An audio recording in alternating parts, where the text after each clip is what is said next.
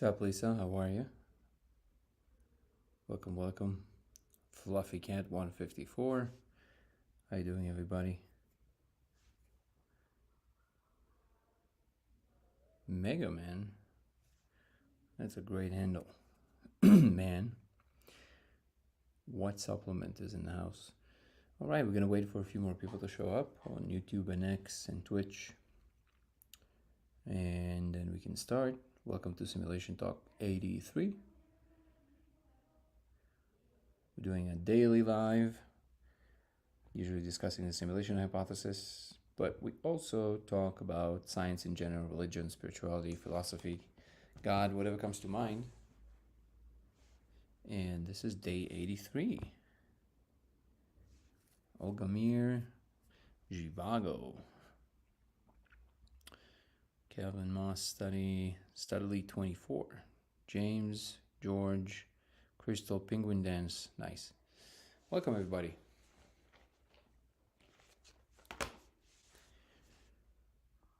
Almost there. Need a few more people to start officially. Carla Scooby. Lisa Morgan, how are you?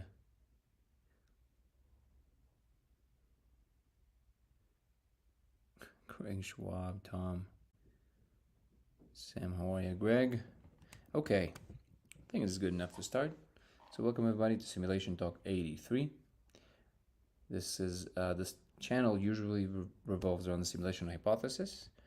My name is Danny, and I'm claiming to have found actual proof that we live in a simulation. I proposed an experiment a few years ago, became vocal about it, and now there were over 1,000 replications worldwide, and I am in contact with some very interesting people on this subject. No, not French, but interestingly, my fiance thought I was French when she met me, so I guess there's something there. I guess you're onto something. And what else? So usually we meet up here every single day and we discuss simulation and we discuss the experiment, but we also discuss religion in general, spirituality, God, philosophy, whatever comes to mind, really. What's up, Medicine? And this is our daily chat. And this is today's chat. What's up, Kirsten? Good to see you. Oh, there.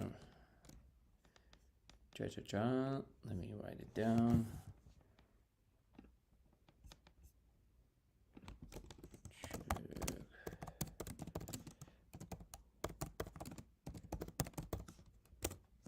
Thank you for the gift, Saturn.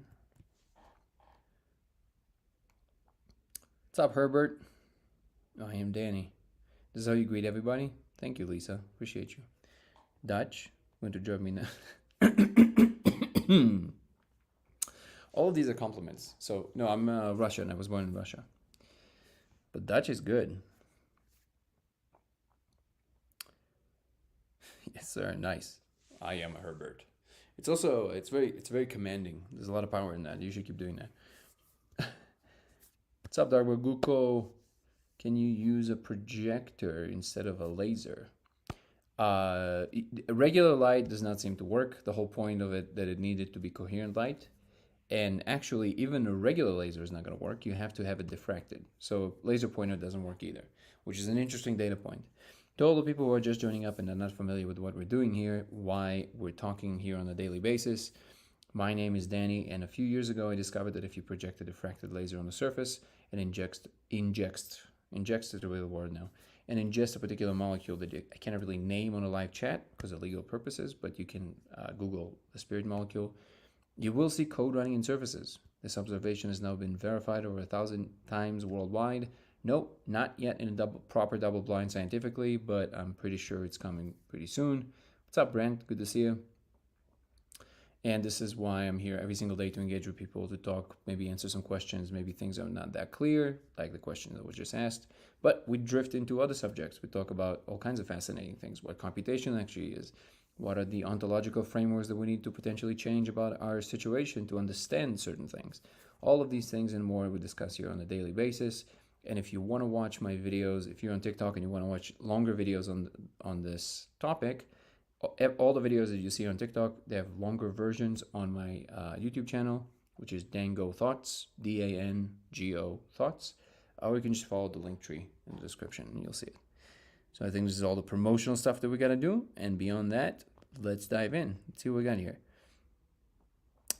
How are you, Dot? I hope you're having a great day as well. You're having doubts, View for Fun. What are you having doubts about, View for Fun? We all have doubts. What are yours specifically? What's up, Kristar? Yumi, thank you for the likes. Appreciate you guys.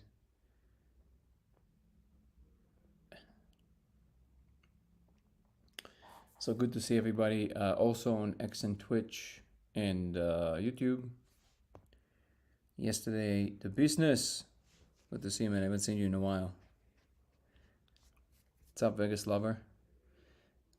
Great. Yeah, you can watch my videos, Vegas Lover, on this topic, and you can watch the longer ones on YouTube.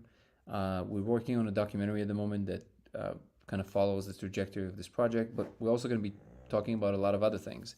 The progress of humanity as a whole, and where we are really in our understanding. And it's all going to be in the film. You can watch the full trailer on YouTube. The business, I missed you, man. If you want to come on, please let me know. Christopher is saying, I need to see this laser thing in person. Absolutely. All the information of what you need to make it happen is on codeofreality.com, codeofreality.com. You can get the laser there. There's a protocol there.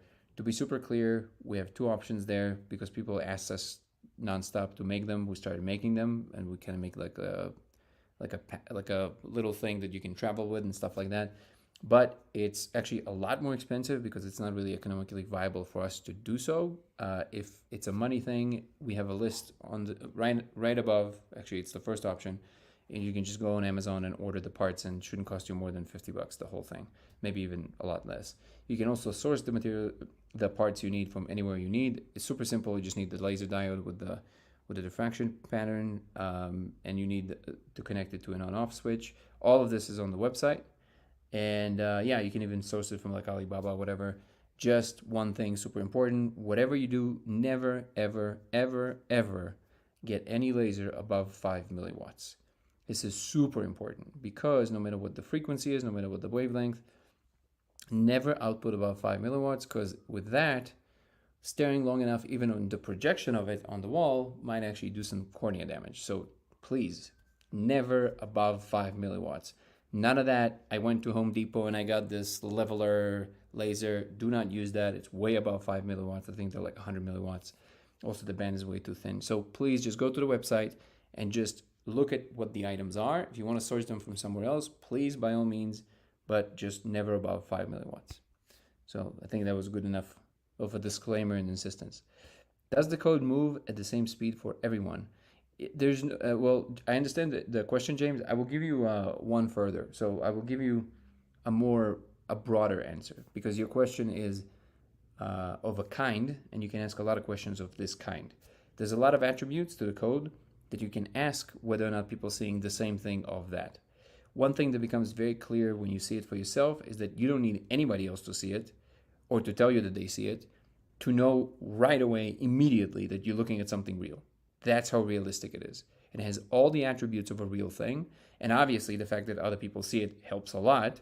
But the truth is that everything that it exhibits is all the criteria that you would expect a real object to exhibit, aside from touching it, obviously. So yeah, that's the broader answer. So no matter what attribute you're thinking about, yes, all people see the same speed, the same digits, the same behavior, the same exactly everything.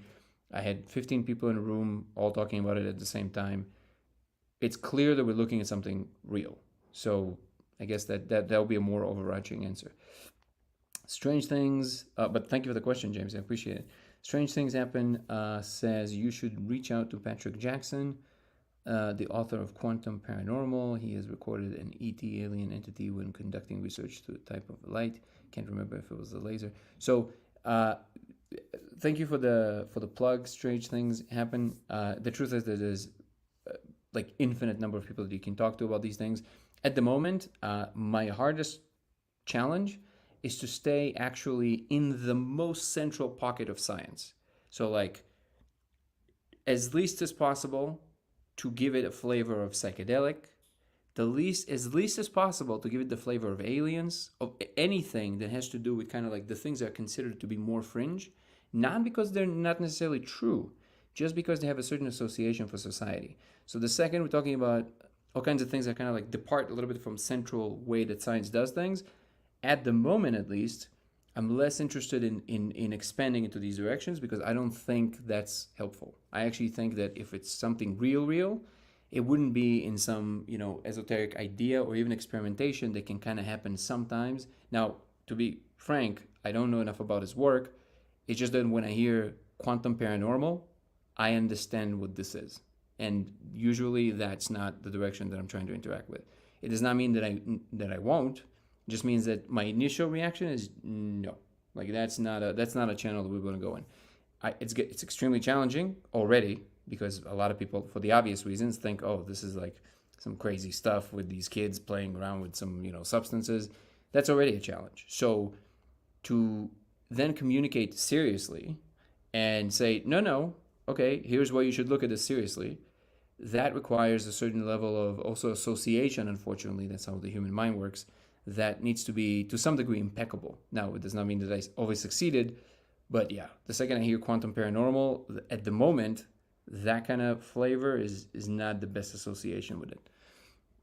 Have you tried to do the same thing with other substances? Yeah, it works with mushrooms and it works with Aya. I had a shaman try this in a ceremony, and everybody in the ceremony saw the code. So it definitely works with these two. It might work with other things because there might be some basic fundamental thing that all of these substances perturb that allows us to see that. But this is actually one of these questions that we want to engage with scientifically, like truly, like through a very rigorous process of double blinds, like set up properly, with all the control groups and all the blows and whistles that science can throw at it. That's what we need to do now, and this is the only way, my contention is, for us to know anything of real substance about it. My next set of experiments that I'm planning to do is to play with a very powerful magnetic field. By the way, now that there's more people paying attention, if anybody knows somebody or they themselves have access to powerful magnets, I'm not talking about anything that you can buy from Amazon. I will need at least 3.3 Teslas, which, as far as I know, the only thing you can produce is are electromagnets, and they are not cheap. So I found one. They cost like $15,000, which one of my physicist friends actually said that he doesn't even understand how that's possible. But if it works, because he said usually they cost like $150,000. So anyway, so that's something to try. But just to give you the flavor of what I'm trying to interact with. So one of the things I want to establish next is, okay, everybody sees the code. Okay, can we create some kind of a physical perturbation around it in some way that everybody can agree that they see the same change to the code? So far, we couldn't change the code no matter what we did. And this is also why when people tell me I see code without the laser, I assure you, when I drill down to the questions, this is the most common email I get. It's not the same code. It actually looks a little different and it behaves a little different. And I think there's layers to these codes. I think it's part of the same structure for sure. But the reason that what the laser does stands out is because it's so repeatable, so coherent, so there no matter what. It's just real, right? And that squarely lends itself really nicely to a real scientific investigation because it's so repeatable. And if, let's say, I can produce a very powerful magnetic field around it, around the diode, around the wall, around the person, around whatever, and I can see some kind of a departure from what the code is usually doing, either in content, behavior, structure, I don't know, any attribute, in a way that everybody agrees they see the same change, okay, now you have another layer of confidence that you're actually interacting with something real because you're introducing this one very specific perturbation that causes this one very particular change. And this is how gonna have to go about it. That's one step at a time. That's the only way to truly discover something about it that is of deeper substance. And then start mapping. There's quite a bit that we know about magnetism. Okay, when we introduce this magnetic field of this power, of this amount of power, all of a sudden we see this particular change to the code. What does that mean in terms of what this particular portion of the code represents in terms of the functionality of magnetism and electromagnetism? So That will be just to give you the understanding of where I'm sitting in my head about these things. So wait, let me go back here. First of all, I will answer all the questions, guys, on YouTube as well, and if there are from Twitch or X. I have not. How are you, Jennifer? I have not. And Dana Kipel. Oh, Dana, how are you? Good to see you. Let me know if you want to come on. I don't know if you do, but I would love to have you on. You're welcome to come on. So let me just answer a few questions on TikTok. I'll send you an invite, and if you want to come on, you're more than welcome to. Okay. Let me answer some of these questions. About the code and the fact that a highly controlled environment has not been set up. Yeah, again, I understand the concern. It's just that when people see the code, they understand why that concern is not a real one. Like, you actually don't need other people to tell you it's real, in the same way that you don't need anybody to tell you that your experience is real. It doesn't matter how it comes about, your consciousness is real, and you know that. It doesn't matter how it happens. And it's the same. Like, it exhibits the same kind of criteria of things, which at the moment we don't really have other examples of. So it's kind of hard to communicate this. But, and again, you're in good company. Obviously, any scientifically minded person would have the same kind of attitude towards it. And the truth is that in order to establish this scientifically, that can then do something with it, actually, you will have to go through this process. There's no question about that. That's fine. I'm gonna run with my convictions, and because I'm trying to do something that is more of like, okay, what do we do with this now? Okay, this is what I'm interested in. If people want to pause and establish that it's real, by all means, I don't need to do that. I know it's real, so I don't need anybody to tell me it's real. I know it sounds like hubris, but I promise you that when you see it for yourself, the first thing that lands on you, you go, oh, okay, I get it. It's just real. Like, it's just like looking through a microscope. So when you look through a microscope, there's something about the fact that there's a whole world happening there that looks nothing like yours, behaves in a certain way, and doesn't care about what you're doing, unless you perturb it physically, of course. But it's a real thing that is happening there, right? It feels exactly the same way. You're looking into some kind of a parallel dimension that is doing some kind of a thing exactly the same way for everybody.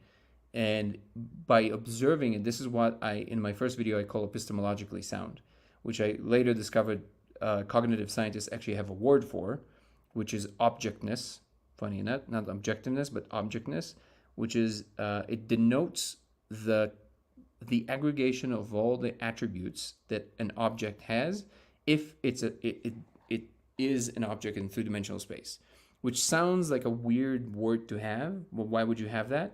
But it is there to discern and distinguish between any kind of hallucinations or delusions or synesthetic visuals or colors. For example, people with synesthesia never confuse synesthetic colors with real colors.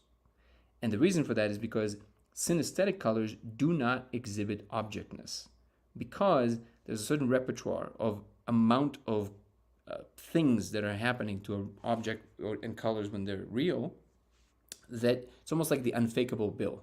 There's so many parameters that need to be exactly right that if one of them is a little off, your brain goes, whoa, whoa, whoa, what is that? And then you kind of know that it's not quite right. It's the way that ambient light behaves with it, all kinds of things like that. So I know it's a long-winded answer, but I think it's worth stressing this, because this is one of these things that I'm going to have the biggest challenge convincing scientists of, that certain questions are just kind of a waste of time. Now, it doesn't mean that they don't need to investigate in that direction, but eventually my contention is that when we interact with it enough, we'll realize that there's certain qualities to reality in some portions. In other words, we can kind of discern what is more real and less real. It's almost like we have a sense for it. So anyways, that's it's neither here nor there. You're right to have the attitude you do, but I'm not concerned about that. That's not, that's not the thing that is actually operating as like a central issue for me. Never crossed the streams. What does that mean? Oh, okay. Have you used your consciousness to try and affect the code? Yes, doesn't work. So far, nothing works. How do you define the main purpose of the project, you mean?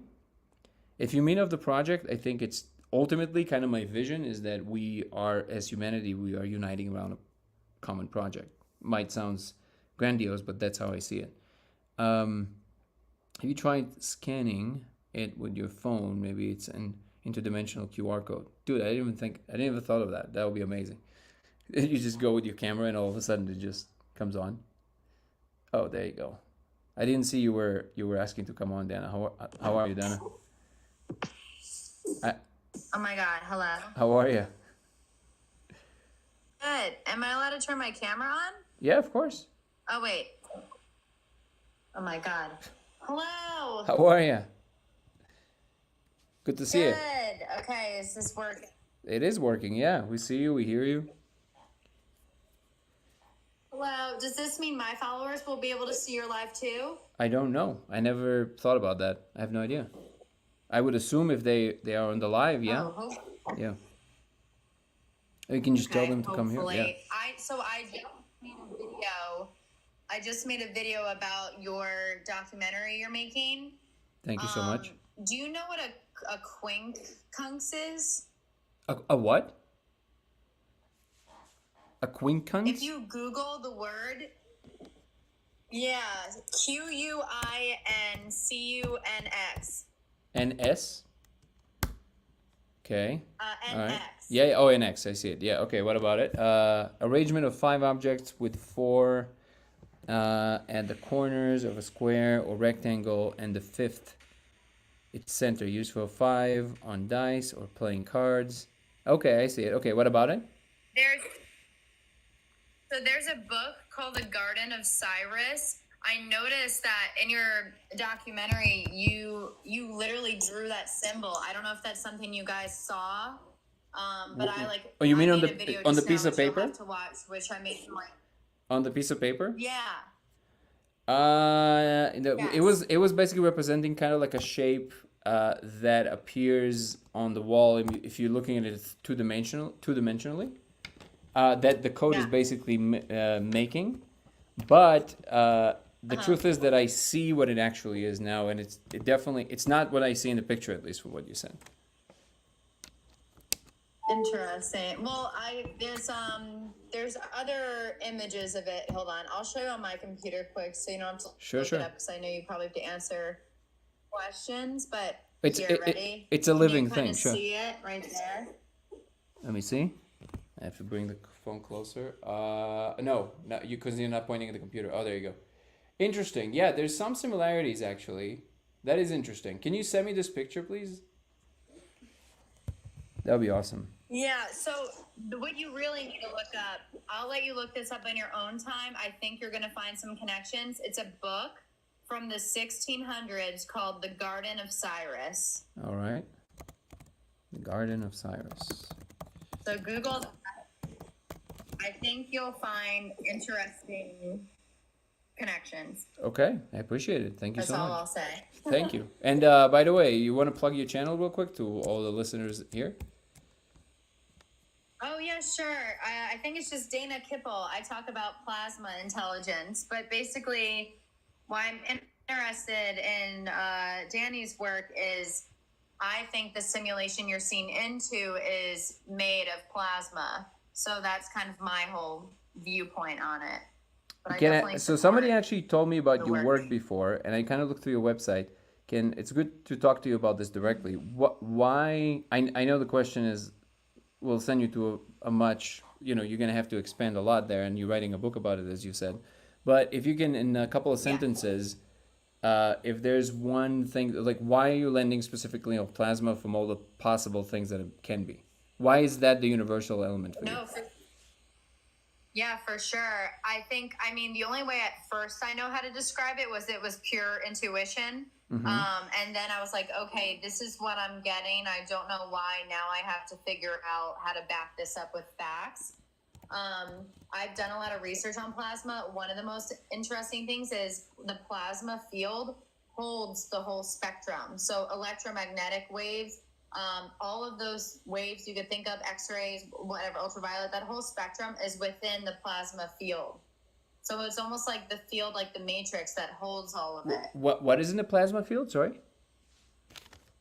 like electromagnetic waves, the whole spectrum, the whole visible spectrum is within the plasma field, which has more of a spectrum outside of that, even if that makes sense. Are you talking in terms of some kind of like hermetic principle? Because from a physics standpoint, that would not necessarily track.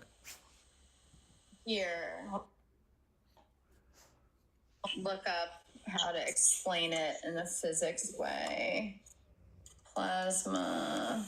So it has something to do So with it's longitude waves. yeah, Hold it's the on. way right. It's gas of ionized atom.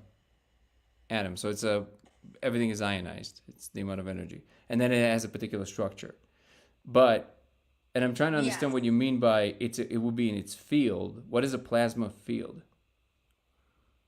Yeah, so basically, I mean, this is theoretical. I Okay. don't believe that they're saying this in science. I don't think science completely understands it, but basically, what someone could call energy, or in mythology is called the Akashic realm or the Matrix, that this, and dark matter, like that everything is made of plasma and they're just at different states of plasma, if that makes sense. Yeah, So no, to I me, everything is made of plasma.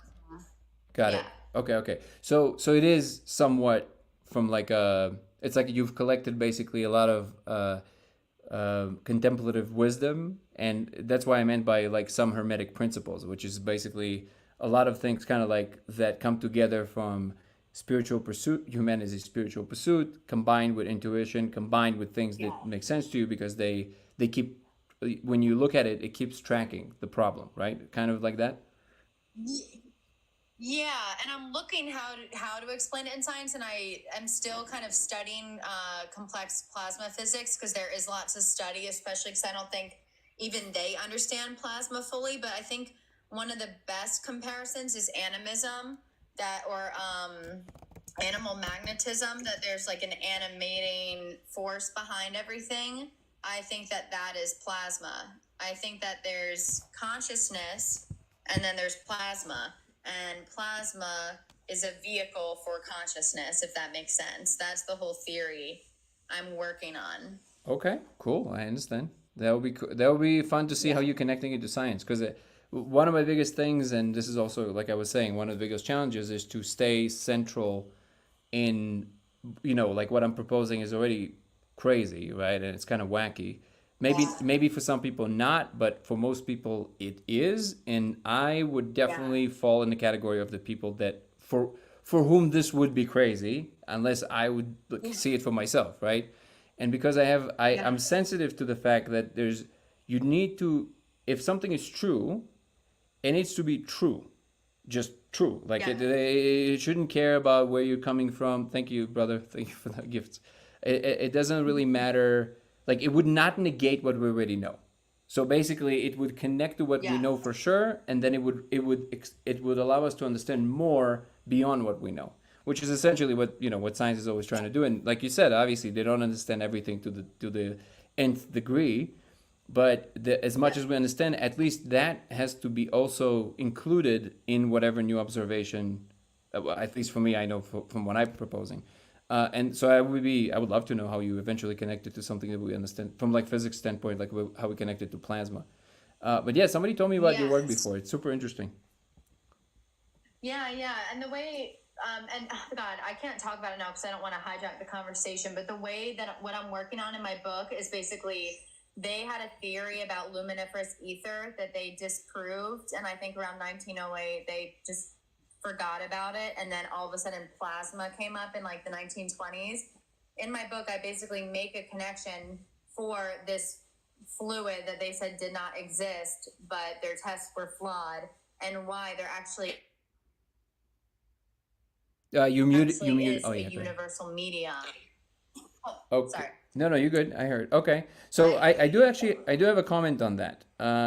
But one second Yeah. before I do, I want to address one point here that was asked before, and then don't go anywhere. I want to address what you just said because I think it's super Yeah. important. Um, somebody said, Jerry, seems so interesting. Oh, okay. Where was that comment? Oh, you think we live in a computational space? Is there a way to move consciousness to the other side? Well, and the reason I was thinking about this comment is because it actually, so yeah, guys on YouTube, I'm going to start also answering all the stuff on YouTube in one moment, starting with this. And this connects nicely to what I wanted to say about what you were saying. So one of the things that so, your content, I've looked at a few things that you've done, and I'm sure you're familiar, and a lot of people here would be familiar with Tyler, the channel. The guy does everything about frequencies and somatics, right? That stuff. Fanatics. Yeah, super nice guy. Spoke to him. Incredible content. Love it. One of the things that I keep trying to, I don't know, maybe introduce into the picture is that there's this tendency to think that if somebody like what you said right now, right? You said they rejected the ether, and then they try to replace it with something else, and then so that their test results were not enough to reject it is essentially what you're saying. So the thing is that it's not like it. The way it works is you never like find something and then go, ooh, like this is, too dangerous of an idea or something like that. That would never happen in science. Maybe it would happen in Raytheon, or in science it would never happen, right? Because you just find what's true. So if you reject something, you don't reject it because of some kind of an essential thing it has, not of its essence. You reject because it doesn't fit the criteria of what you would call hard enough evidence for its existence. So an ether is simply a definition. Is a placeholder, right? Just kind of like dark matter is now, for something that had certain properties. Yes. Exactly. And then you can technically say that whatever quantum fields are is the ether. The fact that the ether is said not to exist. Yeah, but that's my point. It's not that they disproved the ether exists and replaced it with something else. They said the attributes that were associated with the word ether are not the attributes we see when we measure things. So we drop the word not because there's something bad about the word. It's just that whatever word denoted the description of these properties, we're no longer using it because the properties were not the properties we found. So now we have to find a different word for a different set of properties, and that's what it is. Because ultimately the universe doesn't have, it's just happening, and there's like all kinds of things. And even the laws of physics, they are simply regularities that we observe. Like we don't, they're not laws. They're just regularities that always happen. Yeah. So we kind of call them laws. But there's a lot of physicists that think that even the laws of physics, they're just at their local minima and they can be changed. It's just they maybe evolve over time. It's just that at the moment they are what they are. And I guess the only reason I'm saying that is, and this is why this question kind of connects to, the question was, you think we live in a computational space and the way of consciousness to the other side? So there's two questions here, first of all. And he's asking if we live in a computational space. One of the biggest criticisms I get is that they say, well, why do you think, just because we discovered computers, why do you think now you think we live in computers because we discovered computers? So again, I understand the kind of like the train of thought that maybe got people to think that. But the truth is, I was never even interested in the simulation hypothesis because it's kind of arbitrary and uninteresting to me, to be quite honest. But the thing there is that the word computation denotes a set of criteria that if you look at what I'm claiming to have found and what computation is, that's the closest to what it is. Is it some kind of a deeper thing that maybe was created by some kind of, divine beings that resemble much more gods than machines or things like that? Maybe. But whatever we call computation is the set of these criteria. You see what I'm saying? Yeah.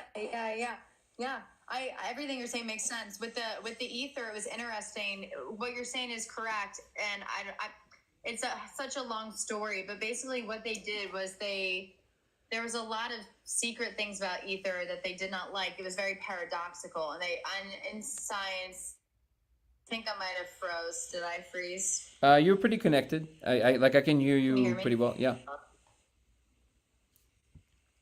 I think the issue with ether is that it's more philosophical than scientific, and I don't think science is the right framework to talk about plasma, which is why my book is more the metaphysics of plasma. I see. And that is where my viewpoint is. So it doesn't really, my explanation of plasma does not fit into that. It's a more holistic view of what I think the universe is made out of, and is my own hypothesis that I would say is more ordering art, philosophy, and metaphysics versus science.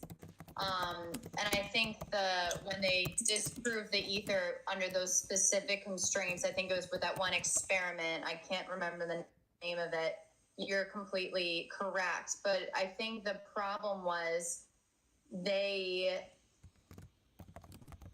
almost said that we did not have an interstellar medium, and then they split everything into quantum physics, which compartmentalized a lot of things and made things confusing. And then instead of, like, we could have veered off into more of a philosophical kind of like quintessence kind of science, if that makes sense. But I don't think they wanted to go in that correct direction, because that would have hurt a lot of things in America, including capitalism. And it's a very long story. No.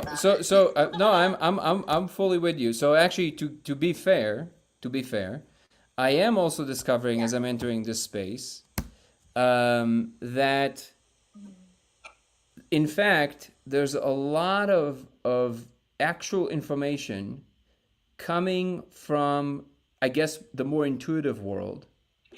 But I think though the miscommunication happens is that in order for both the hemispheres of humanity to speak to each other, so to speak, you actually have to create a more universal language, or at least try, not you personally, but I mean all of us, we should try to maybe be more sensitive to the worldview that other people are coming from, so we're not immediately rejected on the basis of the type of language and sentiments that we're expressing. And I guess maybe this is the thing that I'm always trying to encourage people, because I can kind of see both. You know, I meditate. I like, there's science is a thing that I love dearly, so I can kind of veer in between. And every time that I'm noticing like there's this communication and there's just like complete disconnect between the types of languages used. Because, for example, I'll give you a specific example. There's definitely something that I'll fully admit I never considered, like, truly, like, never in a million years did I think that I would see any truth to the Jesus proposition. Okay? Never in a million years did I think that. Okay? And all of a sudden, lo and behold, I'm in that space and I'm going through very technical things, by the way, like inside of the space. And all of a sudden I see this element and it's unmistakable. And it's that, right? And I'm like, okay, whoa. First of all, holy shit. Second of all, okay, but wait a second. There's something missing here. Because if this is true, it has to be communicated to people in a way that they can understand, because it's nobody's fault that they're born in a time where just accepting things because it feels like it is not a valuable thing. Because we tried this, and for the most part, it ended us in crazy situations that were not good, right? If we just kind of accepted things for whatever. It's only when we started thinking critically that we finally managed to make something work, right? And I feel that now there's this tendency to kind of go in the opposite direction, because people lump together science and institutions, and people rebel against institutions. So they also think of science as kind of like this, like, oh, what are they hiding? Which just doesn't make any sense in terms of science. Science doesn't hide. Science tries to understand. And So what I want to say as a very positive in the types of directions that you're thinking in, is that rejecting all of these ideas because they don't fully fit, like what I was just asking you, into the way that science describes, let's say, plasma, because you might mean something that is of real substance that actually is occurring and is influencing real things in the world. So I wouldn't be so quick on your end of removing yourself from the scientific discussion.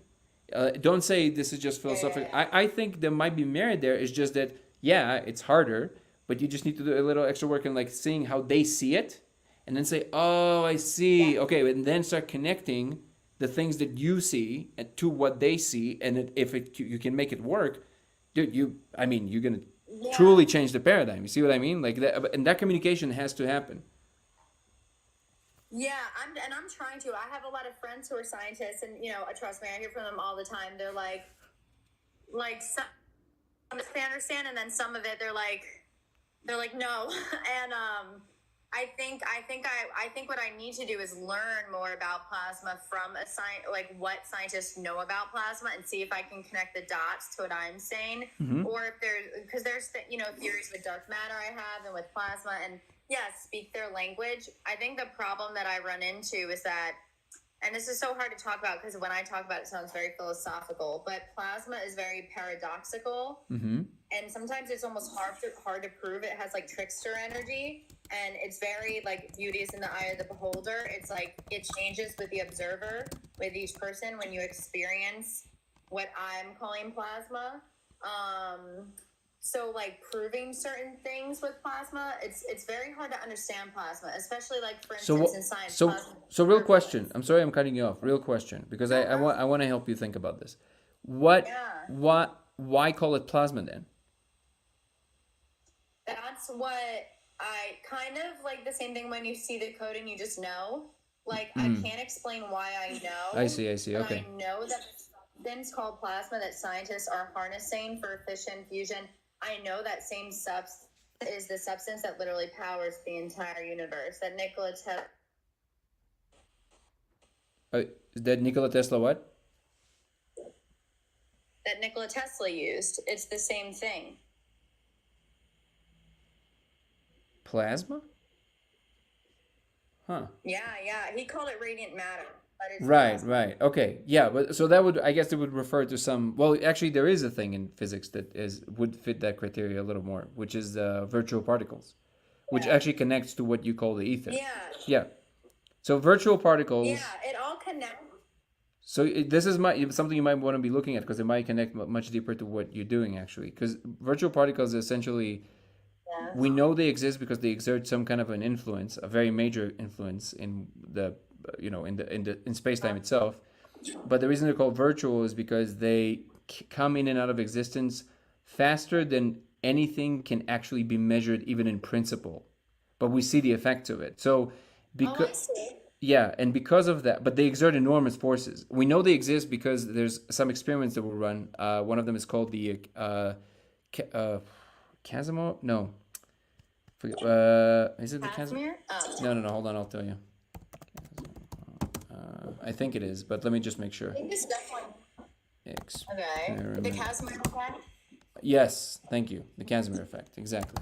So basically, and they discovered basically by putting two plates very, very close together, and when you put them close enough, they're just being pushed by this invisible force, which we cannot detect with anything. But it has a name. It's virtual particles. You see what I mean? So it's not as sexy, I know. Plasma sounds way sexier. But plasma is a very particular thing that's used. So now you can again, it's the same element. Like I fully feel you because it's the same issue with people when they ask me why do you use the word simulation, and to some extent I even understand the kind of like the issue that people have with it. But no matter what word I think, like simulacrum maybe will work better. But the thing is, most people don't know what simulacrum is or the difference between that and a simulation. Most people understand simulation, and it starts the conversation. So I totally get why you would use a word that is easier for, and also like you're saying that your intuition tells me no, that it is plasma. So don't change it, right? But at least for the part of communication to grab a wider audience that otherwise, like you're saying, your scientist friend would just say no. You might want to offer some bridges. And I actually think that if you talk more about, at least with these people, if you talk about virtual particles, you're gonna get a much more like realistic response to it because it's like because they know what that means. And from what you're describing to me, because it would be the thing that would be a great candidate for what potentially gives energy to everything. I guess what you would call dark energy, or and the truth is that even there, you literally. This is what most people don't understand. Even there, it's not like guesswork, right? This is where physicists split hairs. Like they look at, because Einstein proposed the cosmological constant, technically, and then he said, no, that can't be. And later he called it his biggest blunder because apparently there is such a thing, and he's like, I should have never taken it out. My intuition was correct, right? But now people say, wait, so is dark energy the cosmological constant? And the truth is that, see, what word mean what? Uh, it's the same concept. So like the cosmological constant was something he introduced into the equations to balance the universe from collapsing into itself. He said that if this element wouldn't be there in the equation, to balance the equation, then according to the equations, the universe should have already collapsed on itself. And because we know that's not true, he's like, well, I have to introduce this element so my equations work. Later, he's like, well, this was, why did I just add it? We never measured it, so he took it out, and then it stopped working.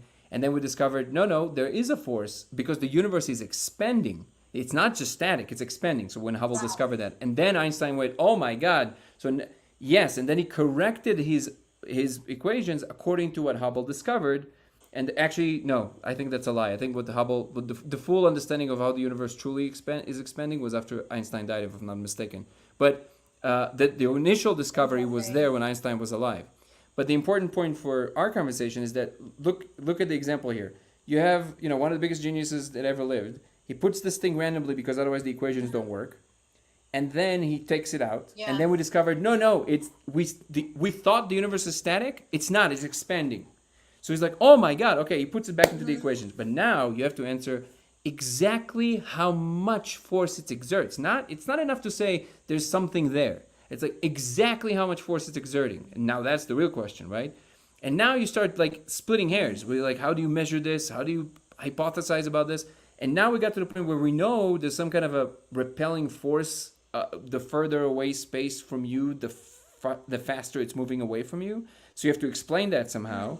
And then what introduced is what's called dark energy, which we don't really know what it is, but we know. I think. Go ahead.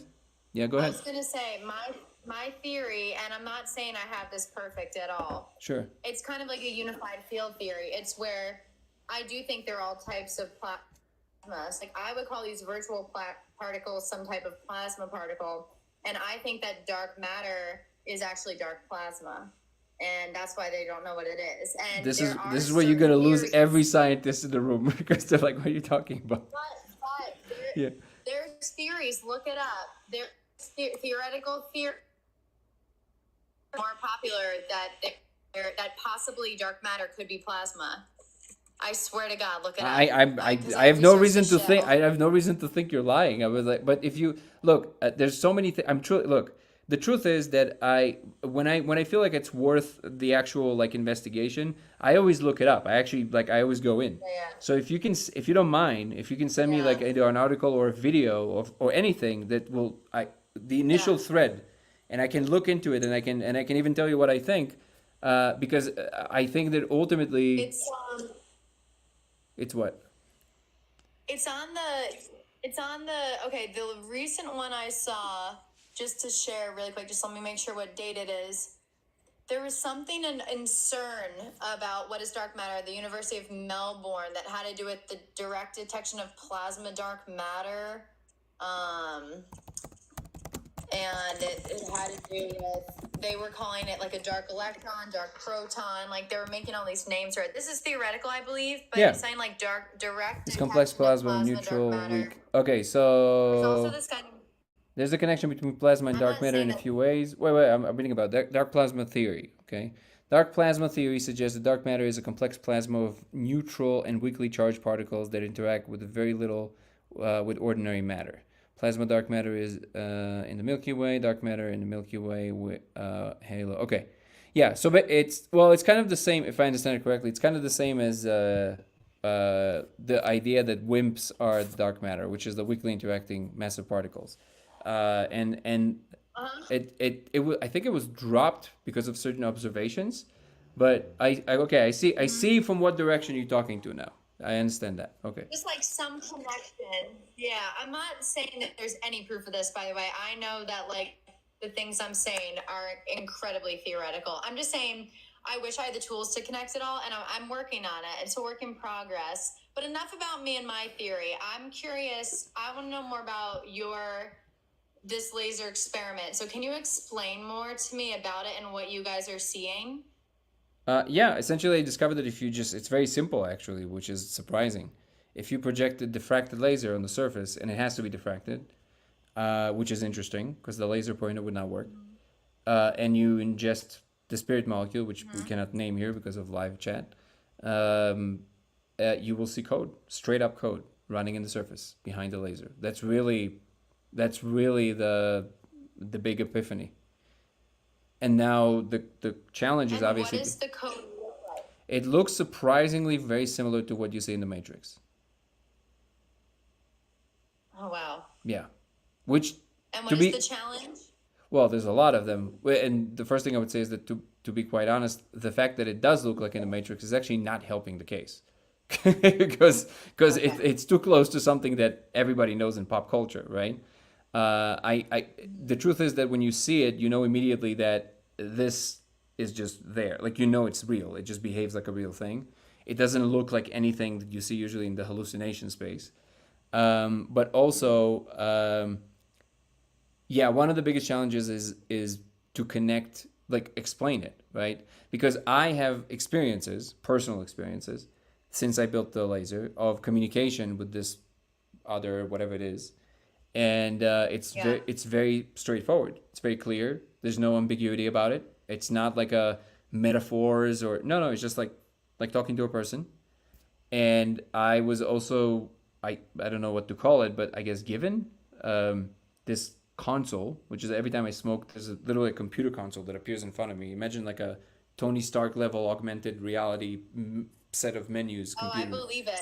So, but here's the thing: I don't expect anyone to take anything I'm saying on board because I said it. People say all kinds of shit, right?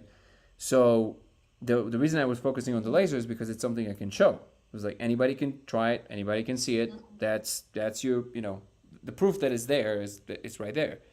But the challenge is, so like you said, like I have this direct communication, and it's being very direct, which is yeah, this is a simulated pocket. It's what you think it is, and but in order to connect it, first of all, not everybody are going to be doing the substance, right? Let's start there. Now you have to Yeah, somehow yeah. establish how does this connect to what we already understand about physics? Because it has to. If the code is space-time like I think it is, it would have to have certain interactions with what we do understand about the world. And this is what I was saying in the beginning of this live. The next set of experiments that I'm going to be running is trying to create some kind of a perturbation around it that will create, hopefully, will create some kind of a change of any kind, either in content or behavior or whatever, that everybody can agree on. So if I turn on a very powerful magnet around it and something happens that everybody agrees, oh shit, like yeah, I see that. I see that changing exactly that thing. Now you have another layer of confidence that first of all you're interacting with something very real, and you also have an Yeah. ability to now start, there you go, start mapping it in relationship to what we already know about physics. Because it was like, oh well, magnetism was introduced. We do understand a thing or two about magnetism. We do understand a thing or two about light. Let's try and see what that might mean in the context of what we're seeing as the change in the code, which lends itself to a scientific investigation that at the moment at least in the space of the psychedelic research, especially with the molecule, this thing is done, yes, in Imperial College in London and now starting in San Diego, but it's done in a way that is very rudimentary and based purely on people's accounts and stories, and that's the comparison that eventually we're kind of relying on, which I feel is important. We started going there, but it's a little. I feel like it lends itself to too many arbitrary changes. There's too many variables there because you're talking about somebody's story about what's going on to them, even though it's very realistic, versus a thing you can just see, and you can just like, hey, you can talk about it. That's the main challenge is to convince science that there's a reason to do this and incorporate this in a straightforward experimental setting, versus just in the context of investigating consciousness or the mind, to explain it. No, we're looking at Yeah. something physical, like real, and that's the main challenge. What is it communicated to you, or can you expand on the communication factor? Yeah, they just for a long time I was obviously like, well, even before I found the code, I was suspecting because there were some things that I saw in the space that I was like, wait, what? like I never expected that. I was like, and then I started asking them directly, because usually they answer your questions if you guessed correctly. They would just say yes or no. And I asked, is this a simulation? I just asked point blank. And then every time, just on that point, there was no answer for a long time, for like maybe 2 years. When I would ask, and every time there was something else. I was like, "Woo, not enough molecule, bye bye." Like, something, some excuse to not answer the question. And even one time, there was one instance where I asked the question, and it's, imagine the multidimensional version of somebody telling you, "Give me 1 second." And like they're talking to somebody, they're like asking, and then they're like, "Woo, not enough molecule, bye." And then eventually they just showed me. They just showed me. They just like showed me how the whole thing is done, how the whole thing is reconstructed, the whole thing, and then they showed me this whole. I don't know if vision is the wrong word. They just showed me imagine like a simulation. They showed me like a rendering of like what's going on truly. They kind of like imagine everything is being stripped to the grid, just kind of like in Tron, and then everything started reappearing. I'm giving you the super short version of the story, but everything started reappearing basically, and in zigzags. It kept on going like this, and I saw cars appearing out of nowhere. They're just like on the road, and then it kept on doing this until it reached my eyes, and then it just went, and I was like, oh, and then there was like silence. They kind of like looked at me like, okay, are you okay? Like, this is like, because it was never expressed directly before, I guess. And then I guess this is also why maybe this was not very straightforward, because I maybe they didn't know how a being inside of the simulation would react if that, like, psychologically, if they know. And I'll be honest, you do get a gut punch. You do get like a like there's a, oh shit, okay. Like there's a difference between knowing and kind of thinking about it, right? And because the first thought is like, wait, so does that mean it's all meaningless? Like we're just kind of like a game? Like what is that? Like all these questions. Yeah. And eventually I kind of came to my senses, and they were like, okay, he's okay. And then I was like, and it took me maybe a few weeks. But then I realized that gut punch was, I recognized it from somewhere before. And then when I started digging into my mind, I realized that it's a very similar feeling to when you discover that your parents don't know everything. And I identified that feeling as the birth of responsibility and growing up. It's like when you realize that, oh, some things are on me. Like it's not all just somebody knows. It's like, no, you're playing a role. So you gotta grow up. Like you gotta understand certain things. And yes, sometimes things are difficult to take on board, but if it's the truth, it's the truth. And that's a similar feeling. So it's kind of like the growing pains is the way I identified it. And when I categorized it as that, it became a lot easier to interact with that. And also, I understood very quickly that simulation does not mean fake. It's very understandable why people associate the word simulation with the word fake, because we simulate things that are not real. So we take something real and we make a simulation of it. So it's implied that the simulation is not real. But what we never manage to simulate is consciousness, because we don't really understand what it actually is. And I realized that when consciousness is involved, whenever you have a conscious presence of any kind, that's real, end of story. That's it. It doesn't matter how it happened. The fact that you are a conscious unit experiencing something, pain, love, whatever it is, that's real. So this actually is the kind of like the wrong philosophical proposition in the movie The Matrix, because actually the machines did the most ethical thing they could. But they gave you an environment in which you can just live and express yourself and do whatever. You're kind of free in there, right? And this idea that you have to get into like base reality or the real world, like that. Why? There's no like. What is the why? So now, but what I realized even more, that the deeper understanding is that there's actually no base reality, it's all computational. The real world is computational, and this is a subset of that larger computational world. And this is why when we discovered computation, it allowed us to do things that are much more sophisticated and complex than we ever could if we would just manipulate physical matter. Because the functionality of computation is of a much higher function. It's from a higher space of emergence, basically. Does that make sense? Yeah.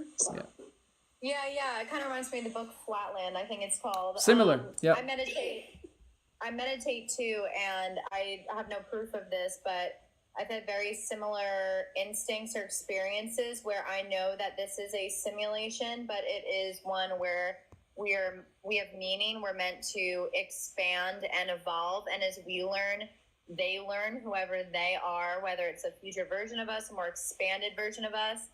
I almost see it as like we're projections of whatever our multidimensional self is, and we're almost like in this 3D space. But I don't know, I've always had this knowing that we're not supposed to escape this matrix. We're supposed to learn how to expand in this matrix, like how to live life and, eat chocolate and have sensations that maybe they don't have on that level, if that makes sense. Like, I don't know why I know these things, and it could be all bullshit, and I'm very aware that it could be all bullshit, but I believe it's true, and but everything you're saying I want to voice that everything you just said is exactly correct. Like, at least from where I'm looking, because ultimately it doesn't matter how far you take this. Content is not the thing that makes it worth living. Content is a mirror of interaction. It's like what Donald Hoffman calls the desktop. It tells you what happens when you do A or B. Okay, you do A and B, C happens. It's a feedback loop, right? But the true evolution is to what you can bring about as a, not going to get into the whole free will discussion, but what you can bring as what your perception of a choice is. So if you choose right now, I always tell people, the people that tend to talk a lot about ascending to the fifth dimension, and you can hear that there's a certain like a clickiness in their voice that doesn't fully belong in the fifth dimension. And I'm like, okay, well, look, here's the thing. If you can't choose to just be happy right now, right here with me, or just enjoy just sitting there, you will not be happy in 5 dimensions. That's not, the fact that you ascended to some kind of a dimension does not make you happy automatically. So it's your job to actually bring yourself to a state where no matter where you are, what you are, how you are the most at equilibrium you can possibly bring about. And that is and so it connects directly to what you just said. We need to live and enjoy the chocolate and enjoy the people in our lives and enjoy the moments that we have available to us. And if the thing that makes you truly enjoy is to study the infinity and space and all of that, you should do that. But to make that as the ultimate goal for all and everything, that's a mistake. Some people just really love to tend to gardens, and that's amazing. You wouldn't enjoy the types of flowers and beautiful blooming that these people can tend to without certain people just loving doing that. That is interesting you say that too, because so obviously I have a similar following. Maybe obviously my following's a little more spiritual. A lot of them talk about the fifth dimension, and I make it very clear with what I believe that when I say fifth dimension, I think dimensions are a mindset. I do not think we're turning into light beings anytime soon. If anything, we came here from light, from mist, from consciousness to be in a more dense world where we could experience senses and all the emotions. And if you think you're spiritual and you're going to get mad at someone who's not evolved because they have a normal job, that is spiritual bypassing. Like, everyone's meant to, what you're saying, everyone's meant to do what they love on this earth, no matter if it's spiritual or not. That's why I like the word metaphysical, because it's like, God, it's like, I can love this stuff in plasma and you can love the science stuff and this is what we love, but someone can love gardening and that's what they love and they're just as spiritual as me and they're just as high vibrational as me and they don't have to practice spirituality. I know some people that never would even dream calling themselves spiritual, but when you look at how they behave, how they talk to other people, they do everything, they are a lot more spiritual than many people who won't stop talking about it. They're just kind of like, they just are really good people, just like wholesome, caring, just naturally, right? Or maybe they did work on themselves. I think it's really in the execution and how you treat everything, the environment, other people, all that stuff. And this is why I keep saying, don't so quickly remove yourself from that, like I guess what people would consider to be more substance, because uh, because ultimately our intuitions are also are coming from somewhere, and they are a particular force in the universe, either arising computationally, informationally, or energetically, or however you want to frame this. But they are doing something. Your mind is something that the universe is doing right now where you're sitting. So it has a function, it's doing a thing. And that's very, very important. Let me see if I have. Yeah. And the last thing I'll say, I'm sure you want to read some comments. Oh, I'm reading at the same time. I'm just, most of them are kind of repetitive, so it's like, go ahead. Okay, great. Yeah. Hello, everyone. Glad you're listening. The I don't know how to say this. So when you are testing the stuff you're working on, I think it would be kind of interesting, and I don't know how to do this. Just like a thought experiment. Well, I'm trying to think how to explain it. You said something about the way you're testing it, and I wanted to explain. You'll have to watch my recent video that has. This is what I was going to say. So in my theory with free will and plasma and all that stuff, I picture this code you're seeing. I picture you're seeing it as a code, but in another kind of perspective, it's a fractal. And when I talk about the plasma field, plasma holds fractals. If you look up plasma and computers, look up, I think it's called the diamond algorithm. It has to do with plasma. It also has to do with that shape, the quincunx shape. I know I'm going off in like a million directions, but basically what my theory is that our choices, almost like fractal, like the computer simulation we're in is not binary. It's a fractal, and it's not even like a quantum computer. It's like an intuitive quintessence computer. And there's an element of paradox and almost something we can't even comprehend that might make it hard to test, if that's making sense. Like, I think you'll be able to test the code in a certain framework, but I think there's like a multidimensionality of perspectives that you can access if you think differently with the way you're going to test it. Does that make any sense? It does. And actually, one of the most important things, at least to what I'm doing from what you said, is that the computational language that is actually running the place, or at least what we see in the laser, it's actually true to say that it looks like it's built as a fractal. It seems to just kind of expanding forever, and it built as a fractal. And I would even go as far as to say it is maybe, well, I can't know if it's fully not quantum, but it does look like something that might be beyond quantum. It does look like that. Now, explaining why I have very specific reasons to think that. If people want, I can talk about it, but it will be like a long breaking down. So I will just table this for now. But I at least in what you said right now, there's a lot of truth there about the type of structure that the computational language should have if it is to run the infinity of all the possible worlds. So yeah. Yeah, and feel free to speak on it if you want, or you can table it if you want. I'd be very interested to hear it, though, because, and once again, this is all my intuition. I have no idea why I'm even interested in these things. It's just what I was born with. But my theory, it kind of connects it to it being like a simulation made of plasma. I'm obviously fixated on plasma. Yeah. That plasma can hold this fractal field. But it would be interesting to know like how it's running, because I have all these theories about quintessence and paradox and fractals and plasma, and like the fact that I don't think AI could develop intuition because it's more like chaos theory than complexity theory, and I don't think a true randomness could ever arise unless we were to mix AI with plasma, which could get very dangerous, because I think plasma holds consciousness. But this would, with what you're saying, if it's beyond quantum, and it's more, let's say, quintessence or something like that with ether, plasma, whatever, it would prove that it's a conscious simulation.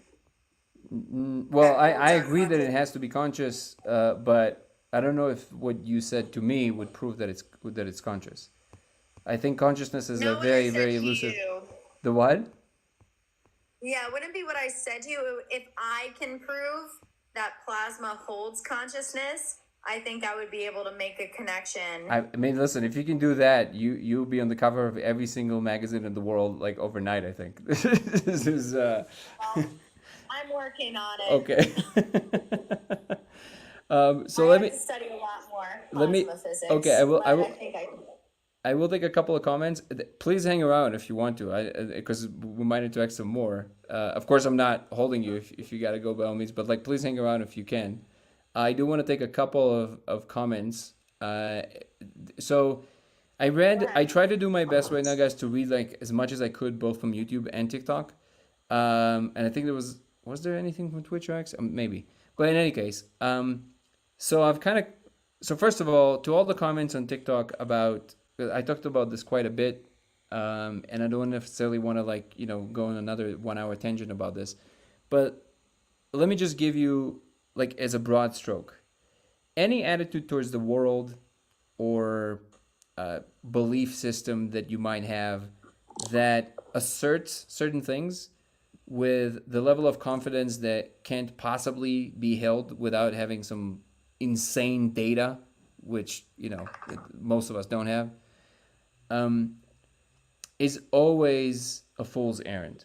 And to be clear, it's something that I find myself do sometimes as well. We all fall into that trap, but I do recognize that it's a big trap, and I always encourage people to try and get off that horse, because the more you point your finger at something and blaming it for something that you believe is wrong with the world, without understanding that every single thing that happens follows some logic that happened in that corner of the world, you are missing an opportunity to actually change the world. You, by speaking about whatever it is, changing nothing. You're just running your mouth. The only way to truly change something, and I know it sounds kind of like the wisdom of the ages attempt to sound wise, but no, this is true. The only thing you can truly change is all the elements in you that needs improvement. That's it. That's all you get to do. And the more of us do that, I promise you that will change the world. So every element of this attitude of the pointing of the this and this is wrong and that is wrong, you're just running your mouth. Truly, like and by the way, it has a certain energy, and that energy is very it entices more of that flavor in others. So if you want to entice more flavor of actual unity and love and all these things, that's the thing that you want to practice how to exhibit, because that's the thing that is infectious. And by the way, this applies across the board, from personal life to world events to, I don't know, whatever it is. It's fun to have certain discussions about what we believe should change about the world. We do it all the time. Look at us. We're talking about the ultimate fate of the universe, right? Who are we to do that? But we do this in a frame of curiosity and interest, and also admitting when it's speculation, and talking in a way that builds something, either interest or a vibe of wanting to engage. It's quite different from an argument about a particular topic that you're convinced of, and then throwing it at the world and expecting the world to respond, well, A, positively, which is of course never going to happen, but B, in a way that, how often did it happen that you kind of like, you did the finger thing and somebody went, oh, I'm sorry, you're right. How often did that happen? Literally never in the history of the world. So the only thing that works is, what is it about me right now that is unhappy, and why? I might just be hungry. I know it sounds silly, but truly, like that sometimes is the case. And I found the more I understand that that's always what's operating, to be super clear, I'm not lecturing anyone, because I myself do it all the time, even on this live. Like you will find me very often kind of like criticizing people in certain schools of thought. I'm always doing it under the banner of like, it's entertaining, it's fun, but I'm never taking it to like a I know that if this changes, everything is going to be all right. No, of course not. Like everybody expressing their how they are, and but the truth is that when I truly kind of like with myself, of course I understand that the only thing I can truly do is what I just said, which is change some things in me. Um, and if it's a thing that you believe that we can come together and aggregate around and build together, that does not involve, the other attitude, that's good. And that's a thing that will actually bring us closer to what will allow us to survive these next few years and the next decade and hopefully the next future of humanity in space. But yeah, that's all I can say on this subject. That we'll just leave it there. But I want you to know that it is 100% of the time the case that you point the finger at the world doesn't care. It's the doing this is the thing that can actually change something. So I'll leave it there. Let's see. We have yeah, I'll bring maybe I might bring a couple more people on in a moment, guys. Let me just respond to some more comments. Yeah, I was gonna say you can bring someone on if you want. I'm about to go to bed, but I want to Oh. hear you eventually talk more about the quintessence computer. Oh, by the way, no, just to be clear, I meant when I said please hang out. If you want to go to sleep, I completely understand. But also, I can bring a bunch of people, not just one person. It doesn't mean that it has to be instead of you me. can? Yeah, you can. Sometimes we have a panel. There's like 6 people here, and we just have a discussion. Well, right now I'm trying to look up how to get a degree so I can win a Nobel Prize because I Nice. never went to school. You don't need to go to school. That's the beauty now. But if something works, it works. That's the thing. That it will never That's be what I a was thing. gonna ask you. Sorry. Yeah, go ahead. I want to like. Do you think? I actually want your opinion on this. If I study plasma physics on my own, electrical engineering, I need to study biophysics. I need to study blood plasma because my whole theory with consciousness being held by plasma also has to do with blood plasma and how we receive it in our brain, in my opinion, because plasma actually has a lot to do with how the brain functions. And I know they're different plasmas, but I have a theory that, they're very similar. My point is, can I eventually publish a paper and get respect without having the PhD or degree, in your opinion? If you get what to get a PhD or degree, in my opinion? So if, in your opinion, if I was to publish this theory and actually have proof behind it, is it okay if I didn't go to school and Yeah. I'm You definitely don't need to be a PhD or even a degree or being in academia. It will be more difficult to be taken seriously simply because you're outside of the circle of, I guess you can call it, distant and close friends who usually do things together, like collaborate, and they have a relationship, right? So people went to school together, but outside of that, they have a set of expertise that shows them that they're in an understanding of certain subject matters. So it's easier to go about it. But the truth is, and this is essentially where my position is, my only way to make this actually, take flight and become a real thing, part of human understanding, is to get enough smart people interested. But in order to do that, you need to first show them that you understand what they're talking about. This is something that Sean Carroll was talking about on the TOE podcast, on the Theories of Everything podcast. Oh yeah, Sean Carroll. Yeah, and he was asked by Kurt Jaimungal, the host of the Theories of Everything. He asked him, "Did you hear about the whole Terrence Howard situation?" And he said, "Look." And he said something that I guess should have been pretty obvious to everybody, and nobody said it. I don't know why until that moment. It was just kind of, when he said it, I was like, oh yeah, like what? Why did we not all think of this immediately? He said, well, hold on. He's coming to my territory, right? Showing no understanding of what we're doing, right? By the way that he's talking. Why do I need to spend time reading something he wrote when he did zero work in showing me that he understands what I'm talking about? I've published papers like my whole life, right? Pick one. Just I'm in this game. So I'm doing the work that is required to be in this field. If you're coming to this field, it behooves you to understand a couple of things about the field. So if you don't, why would you be taken seriously? So it's not like your job is not to reinvent physics or to put it on its head. It's also not how things work anyway. It's to find even one link that is robust enough to say, look, this should be noticed because A, B, C, and just to make sure that you understand that we're on the same page and you can trust me, here's what I understand about what you're doing. And if the next few sentences out of your mouth after that moment track to some degree what physicists are actually doing, and they'll see like, oh, so you do understand what we're doing. It's like, okay, now I'm listening. How are you connecting this other thing? You see what I mean? So all you got to do is to find, this is why I told you, and I meant it. Like if you look deeper into virtual particles, with ChatGPT, you can do a lot. It's true that ChatGPT can fudge things. It does happen. But actually on the physics stuff, it's pretty spot on. So what you can do, you can literally tell ChatGPT, hey, I need, here's an example for everybody who's shitting on ChatGPT, okay? Here's an example for you how to use it for good, okay? Tell ChatGPT, hey, can you behave like an expert professor in physics, whatever the field is, and can you build a curriculum for me over 4 months?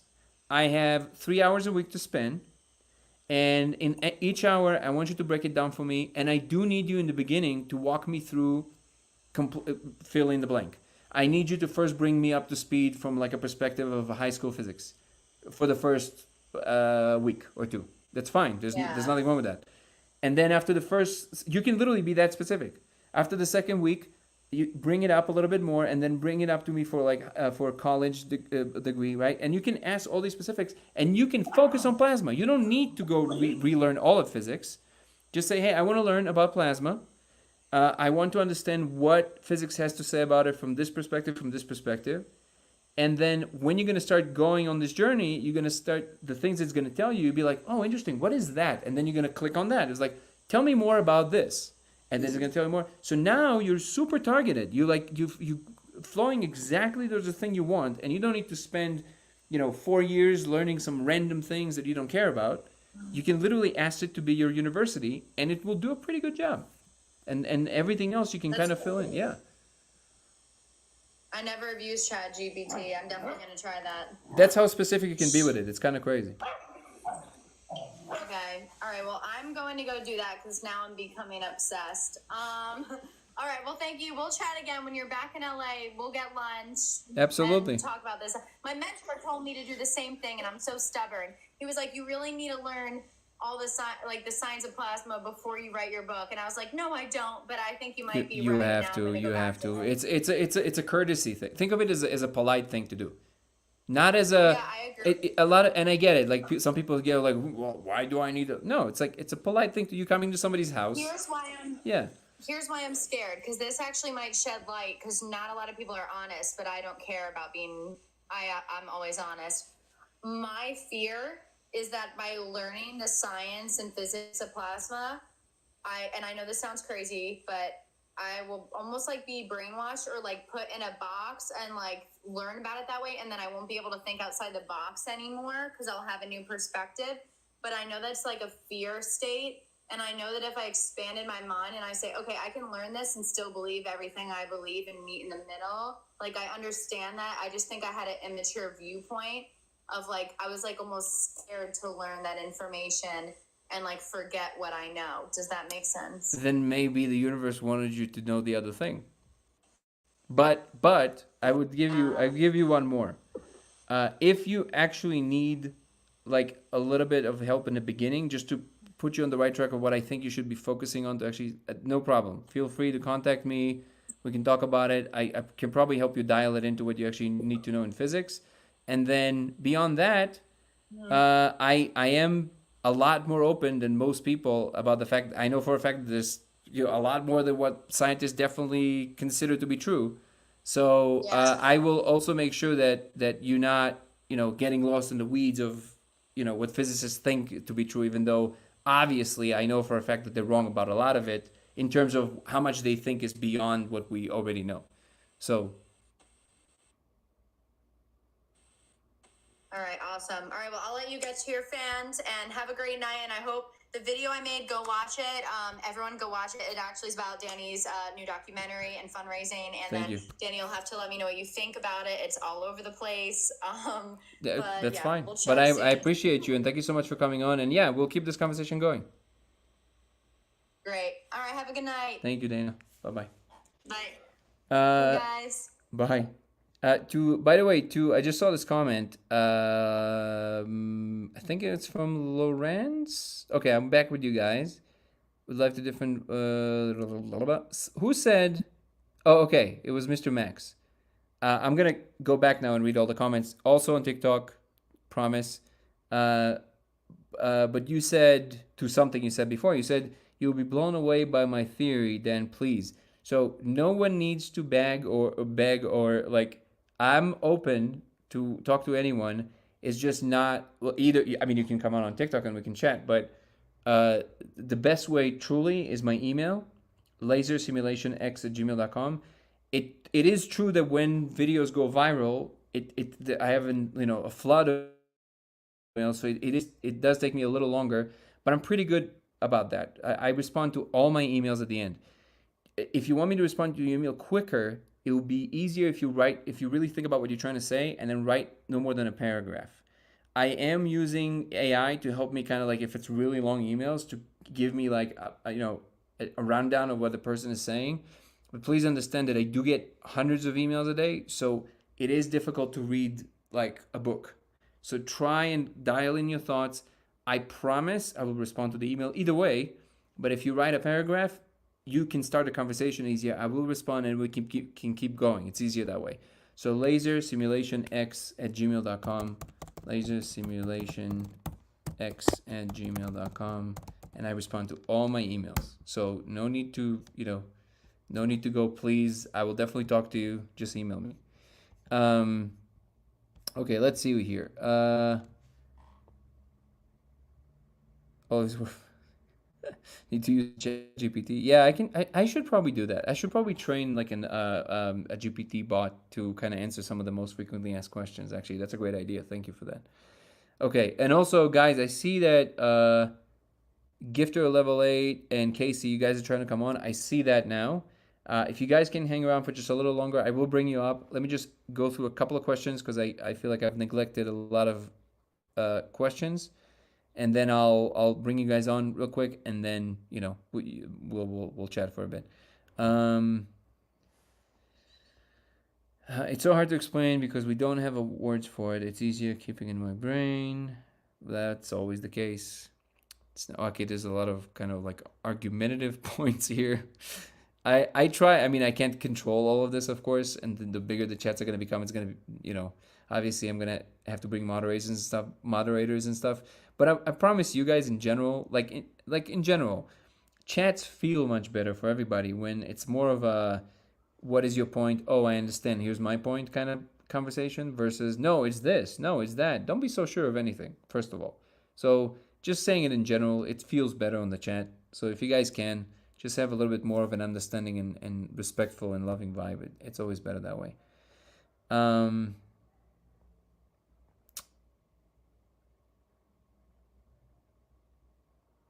Okay, let's see.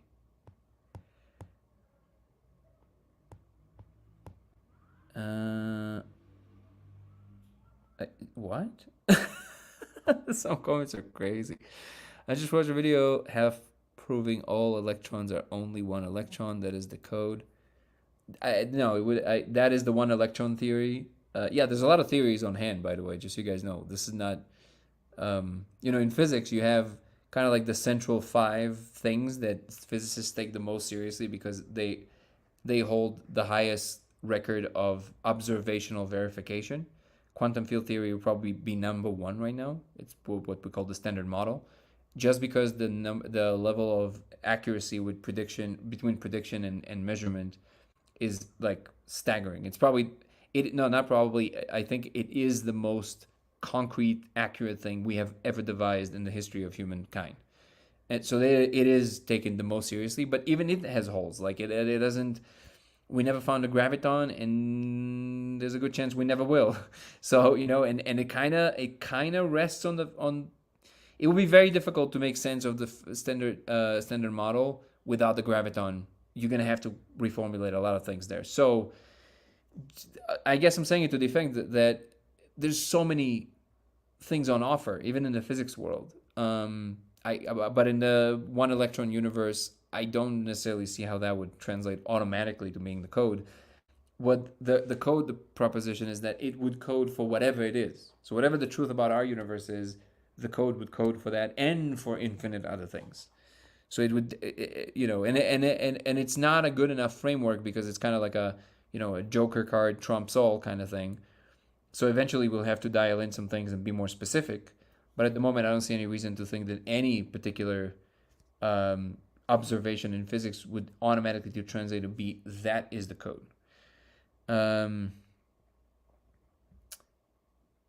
Yeah, guys. I also, yeah, like I said before, I see all these comments about like, yeah, I just don't. This is ridiculous.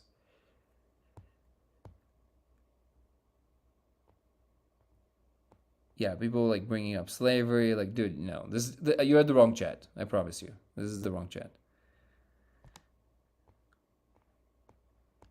I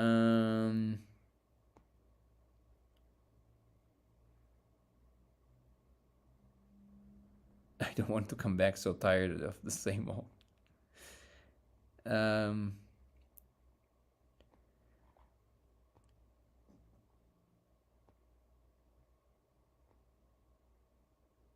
Okay. All right, let me go to YouTube for a second.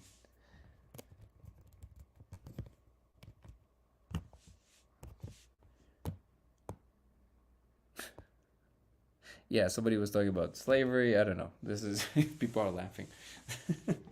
Would like to discuss my observation sometime. Absolutely. Within again, like I said, please email me if you want if you want me to really pay attention to what you're saying. Just email me to lasersimulationx@gmail.com and I will definitely respond. Also, if you guys don't mind, both on YouTube and X and Twitch and TikTok, if you can like the live, it definitely helps the the amount of people that are exposed to it. We can have more people here. Okay, so I kept on promising, and now I will officially go through the list of people on YouTube, and then I'll bring you guys on. We'll have a short chat, and then we'll adjourn for today. So let's see. Ken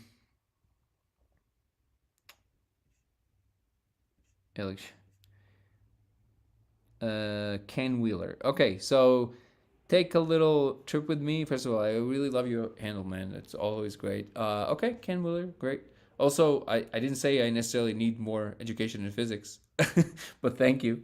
It's something that is accompanying me my whole life, and you can always know more, but I don't need a particular person to educate me more in physics. There's particular subjects that I dive deeper into all the time. But like I just said, you definitely don't need a person for that. You can do this all by yourself just by asking for the right information. Everything is available. How can I create my own laser beam? Just go to Amazon. They sell them. Alibaba sell them. You can go to codeofreality.com. We have a list there of the type of things you can get. You don't have to get it from there. Ooh, moth, nice. You can get it anywhere, but just make sure that the specs of what you're getting is the same as what you see on the website. codeofreality.com. And make sure, again, we're going to repeat it a billion more times, do not get any laser that is above 5 milliwatts output. Never. Okay? Create an opening working environment to create the simulation. Okay. I'd post the link in your comments. Yeah, so I don't know why it doesn't allow links in the comments. I think it's a thing that YouTube does. I could never figure this out. I don't mind people putting links. Just it doesn't allow for that. Maybe it's an option that I got to change. But in any case, take a little trip with me. If you again, please just email me. I'm looking at all my emails always. lasersimulationx@gmail.com. Then moderator me temporarily, and I'll give you links that will blow your mind. I won't I won't be able to look at them right now. I'm usually not looking at the live after because it's a very cumbersome. So if you want me to look at the links, and I don't doubt that some of the links you can send me are going to blow my mind, but if you can just put it in an email and I can look at them and I'll respond and I'll tell you what I think. And Crypto Non-Financial Advisor says, I posted your video. It's going viral. Thank you so much. I appreciate it. Where did you post it? I'll go like it. Is it on X? Where did you post it? crypto. Um,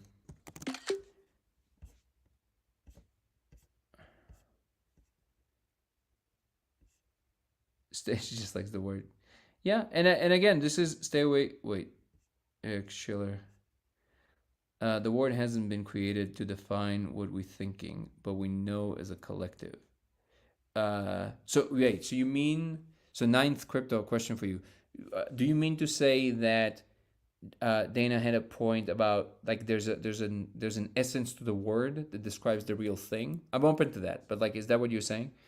What we call energy, which is a product of magnetism. Well, energy is very hard to define, actually, just so you know.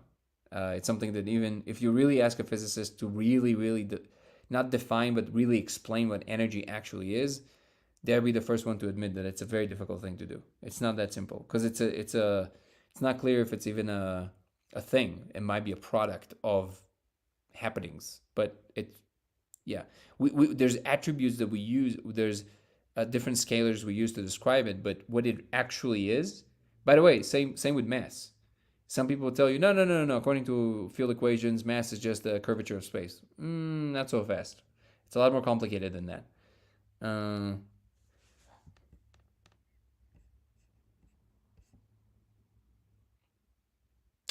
Ether. What's up, Kiali? Kiali? Send me a link on Instagram. Thanks, man. Appreciate it. I'll definitely check it out. But again, I will check it out. But just so you know, email is always better. I actually check my email a lot more than I do social media. Social media, I check maybe once or twice a day, maybe, sometimes not at all. Email, I check every single day, twice a day. So, can we move it? Okay. That's the negative comments, guys. Come on. Stopping us from a real discussion. So I don't. Okay, let me say a couple of words about this. So I want to say something. So people like Dana, and this is why I mentioned also Tyler. People that are actually they're truly curious, and they have content that explores their curiosity. Now it can happen absolutely that the curiosity actually comes from a place that is truly trying to emerge, and this is something that again I'll be honest I wasn't entertaining before. I didn't think it would be possible, but I now know for a fact that it is possible. People intuit certain things into existence that are trying to come through, and they're real things. And again, I know that everybody here probably heard this point before, it's a meme at this point, but it is true that most, if not all, actual big breakthroughs in science and technology came from some kind of an insight that came out of nowhere. It's true. This is not bullshit. This is true. The double helix of the DNA, actually the exact way to electrically engineer a chip, one of the original Intel chips, came in a I can't say the name of the molecule study in the 60s, I think. No, 5th, I don't remember. But you can look it up. This is real. The point is that a lot of insights that led to very true and real discoveries in the world came from this kind of thinking. Now, I would agree that you do need, which is I think where we landed with Dana at the end. I'm not sure if she pronounces Dana or Dana. I'm not sure, but hopefully I'm not butchering the name. But it is true that you do need some technical understanding in order to really connect these dots. But I wouldn't go as far as to say is that investigating in these directions is always kind of like a waste of time. I wouldn't say that. And I would say that 2 years ago. So I understand the sentiment, but I'm also telling you that I've since revised my opinion on the subject, and because I've saw that, yeah, some insights can truly come from that. Science sees Caesar all day to make theories. That's funny.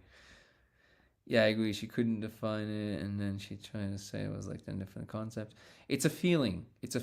Look, I understand. What you're saying, but I'm telling you that there's an essence. For example, like I understand it because people always argue with me that I should stop calling it simulation, and I'm not being stubborn. If you have a better word to offer, and I'll agree with you that it's a better word, I'll start using that. But I have a philosopher friend who suggested I use simulacrum, and I thought about it because simulacrum means a similar thing, and again it depends on the context. But the driest difference between simulacrum and simulation is that simulacrum does not have a basis. of any other kind. So it's not simulating something else. It is a kind of a substrate all by itself. So I guess you can say the universe is a simulacrum of the laws of physics. The laws of physics render what we call the physical universe. Okay, but see, even there we're using computational terms. So this is why, and also the word simulation is like much more used. I know I made this point already on this chat a couple of times, but I want to emphasize this in the context of what you guys are saying right now, because sometimes using a particular word is actually more true to the nature of the real thing.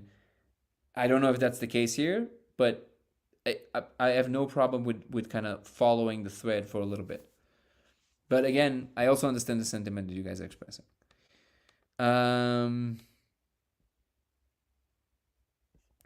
Hey, strange things happen. One of the beings I saw on the other side had Helmetron vibe going on. We have lots of spinning lasers, LED lights in my house. A few tokes of this and a few hits of that, and my wife and I saw a portal open on our wall, and we're hunted by demons. Damn. All right. Well, I'm glad you got out of that one. Greatly enjoyed your channel. I have had my own path into some of the same experiences. I think you are correct when you said it's not coincidental. All this is happening now. Humanity needs grow up. Yep. This is someday 7 chakras correspond to the 7 experience you can have. Can we all do this? Yes. Yes, we can. That's what is so unique about it, that it's kind of democratic. And now we get into synchronicity and gematria, etc., which makes me a believer of a designer. Well, logic is also a thing, you know. This code could be something similar to what Watson and Crick discovered with double helix. Could be something akin to DNA of the surface of the laser light. Thought on that? So that's actually a great point. Stranger things happen. I don't know if you're still here. You said you're gonna go. Hopefully you're back, so you can hear me say that. But it is interesting because there is a certain content in the laser. So when you project the laser, right? If this is the wall, this is the laser. So what happens is that the code that I'm describing is inside, and it, like I said, it's not moving with the light. It looks more like flashlight in the dark. You're just revealing more of the code, right? So you can see sections of the code being replaced by other sections of the code, so to speak. Well, not so to speak, exactly what it is. But there is a layer on top that contains sometimes these faces that I was talking about in the first video, and it contains a different kind of, not code, but like it's almost literally like almost English, like written in like Latin letters across. Takes some time to see this, but it's almost like on a, you know, like a blimp in the sky, and it like has like messages, like commercials or whatever, kind of like that, like in a stadium, and it kind of moves. And if you move the laser, that is moving with the light. So it's a different point of reference, and that's super interesting. Now, I'm not trying to confuse people even more, so I usually don't talk about this stuff, like these, you know, little things. But when people do it enough, they can see that there's actually a different thing there. So that's super interesting, that some thing coming either from the lens of the laser, because it's moving with the light, or it's in the light, and then the rest of it is just the physical wall and whatever makes up that physical wall. That's obviously the code. So that's actually a great question. Hopefully you were here to hear this. I don't know. But it definitely, it is a very similar kind of vibe to looking through a microscope. Have you asked simple questions to where in a petri dish then frozen in water? Yeah, I tried that and seen the answer return. It's not really should. Yeah, everybody keeps telling me about this experiment. I ran it once. It didn't work for me. But to be fair, so to anybody who doesn't know, there's an experiment that people claim works. I'm not, you know, by saying claim works, I don't mean it doesn't work. I mean, I've tried and it didn't work for me, but I only used a mason jar, which is not how they asked to do the experiment. You have to take a petri dish, so it has to be flat, I guess. Put some water in it, put it on an image of any kind. Put it on a word, put it on a picture, put it on whatever, and let it stay for, I don't know, 2, 3 minutes, 5 minutes, whatever it is. You can look it up and you'll find the details. Then you take out the petri dish and you put it in a freezer. And you're supposed to wait until it almost freezes. So like right when it starts freezing, so not when it's fully ice, but like right when it starts freezing, you take it out and you look at it. And the claim is the water remembers the image it was on, and it would actually freeze along the lines of the image that it was on. And I've heard multiple people talk about this, including people who are engineers, by the way. And I tried it with the mason jar, it didn't work for me, and I haven't ran it since, so I can't say that I did it the way that it was asked. But everybody can try this at home, and I definitely should. I should definitely do this. So when I come back from my shoot, which is going to be, I think, in the end of the month, I'll definitely try this. So thank you for that. The 51 project. Um, Creators, design gods, those who master alchemy. Yeah, bodily mechanisms of the ether and its mission to download all experience. We are far more than human, to be honest with you guys. All right, the real you? Yeah, I believe that. Lawrence Productions. Focusing on gratitude and education is a better way to live. Those living vicariously through others' pain and suffering diminishes our mission to download according and are just as useful. Yes, I agree with that. It just ultimately it is again. It took me a long time to understand this, so I don't blame anyone who's especially younger people. This is a very big tendency to do so. So I get it. Till this day I still do it, and I understand it. But to the extent that all of us can, we should always try and do less of that because that's the true thing that changes everything. Um, Fifth dimension in a mind state is a mind state. I like that. What's up, Eric?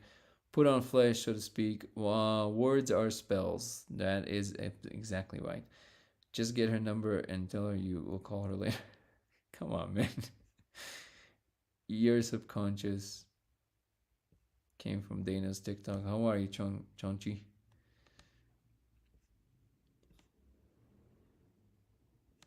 Until Triben kills you. Wait, Triben? Whoa.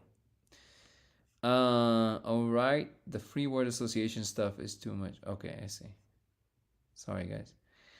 Frequency is above, so below. Hello, Dan. I know a way that we do 100% know if we live in simulation or not. What a coincidence. Me too. Ken Wheeler does. He shows you all the experiments. Okay, I'm gonna look into it. But this better be good, man. This better be good. Ken, all the experiments, huh? How come we don't know about it yet then? Ken Wheeler, simulation experiments. This better be good, man.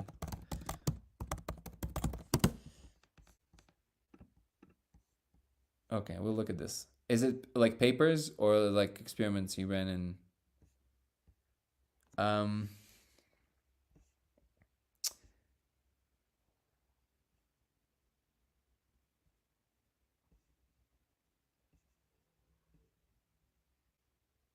Is there an image artist interpretation of the code to look at besides the one shown briefly in the trailer? I have a couple more. I think we'll be showing you more in the documentary. The truth is that you don't need to look very far. So I am working with a virtual reality expert, and we will reconstruct something that also behavior wise will look a lot closer to what the real thing is.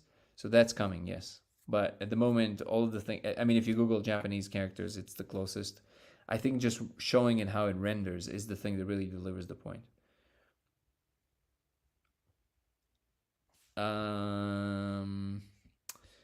He who watched goats. It's been written. Your experiences are fascinating, and your messaging is on point. Could you elaborate on some of the messages you interact with on your console? The console doesn't really give me messages. I think it's designed to train some facets of my attention. I'm working on a new video about the console that's going to talk more about these functionalities. So yeah, I'll definitely obviously update. I think I prefer to do that because it's at the moment my thoughts about these specifics are a little incoherent. I think I will just confuse you more. Mr. Max, bring you in where? On YouTube, I can't actually bring you in. Or are you one of these people on TikTok right now? In which case, I'll bring you up in a moment. Or chasing the dragon tail. Oh, what are you talking about? No. Okay, a few more comments and then we'll bring them on. You can't trust me, system. Please bring me in. Tesla's museum in West Palm. Okay, let's see. Literally, I said la la la, and then I saw the notes. Take a little trip with me. That's amazing.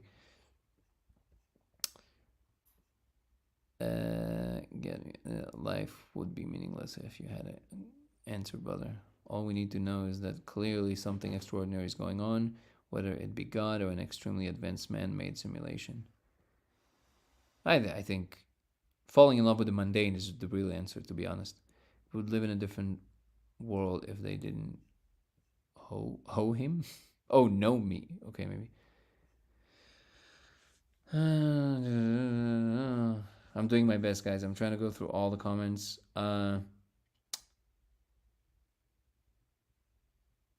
Same question.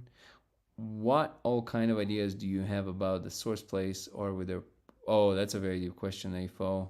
I think I don't know if I have enough energy today, but maybe tomorrow we'll be able to address this. So if you come back tomorrow and ask this again, I might address this. Today is just it's gonna take me very deep and don't have enough energy for this.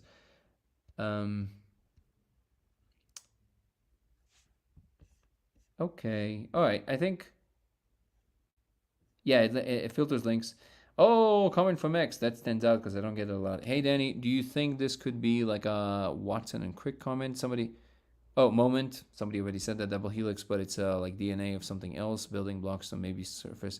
I think it's space-time. I truly think that the code is what space-time looks like when looked through the kind of like the behind the scenes of experience itself.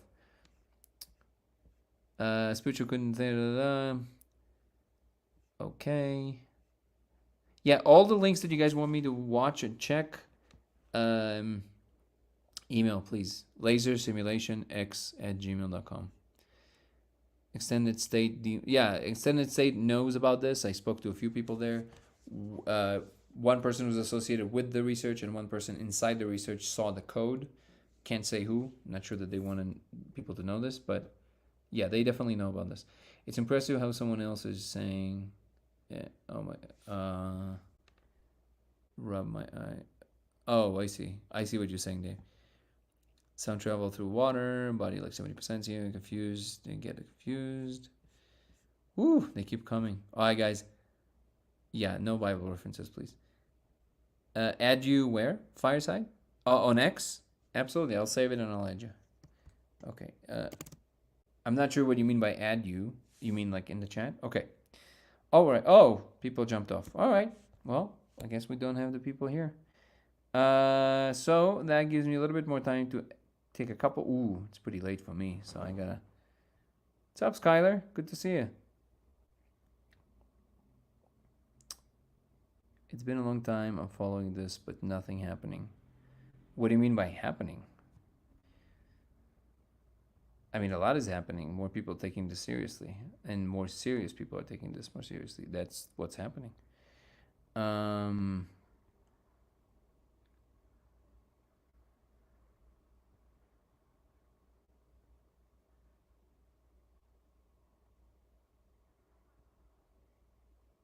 Okay. Because this is thinking almost every day. Okay, guys, let me see.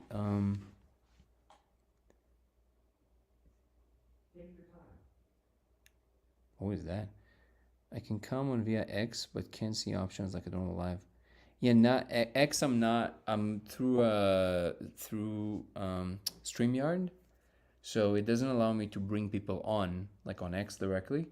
But if you come on TikTok, Danny Goller, strange things happen. I can definitely bring you on. What's up, Danny? Good to see you, man. The console voice command does not seem to be the thing.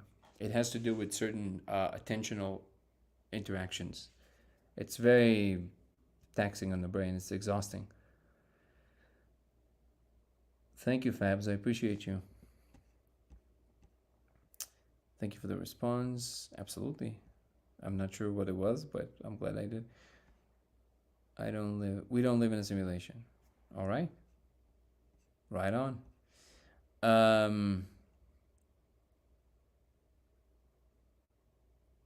Wait, what?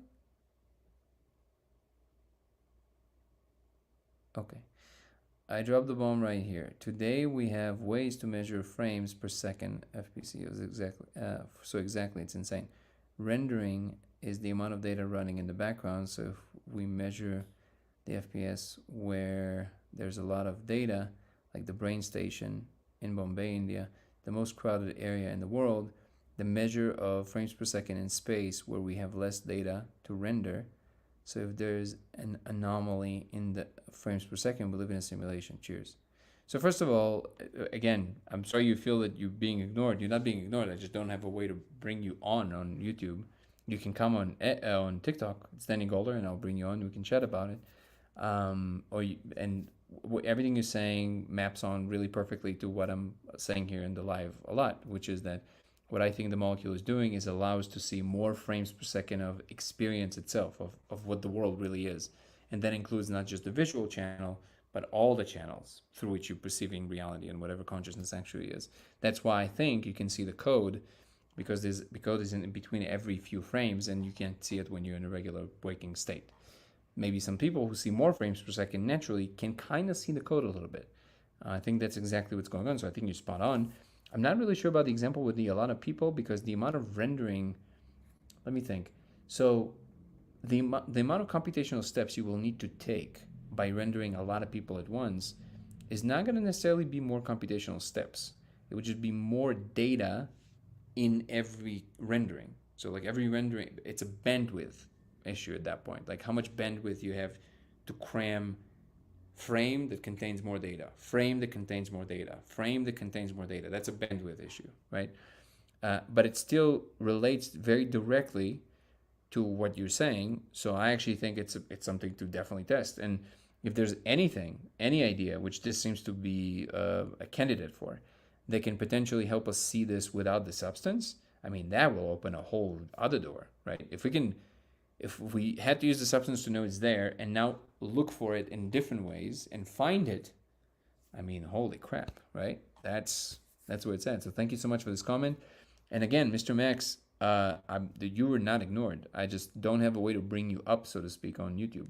I can do this on TikTok. I don't know if you were the one on TikTok and then you gave up, but I really felt obligated that I need to answer some comments from people. I got some complaints from people that they feel like the conversation is going in the wrong direction of what they expect from this chat. And I felt like I wanted to respond. So again, hope you didn't feel like you're being ignored, because you were not ignored. I don't think it's a coincidence that the Ark of the Covenant is said to be made of acacia wood. True. When you try to meditate, ask yourself deep, meaningful questions and understand your perception of reality can be shaped and altered only by you.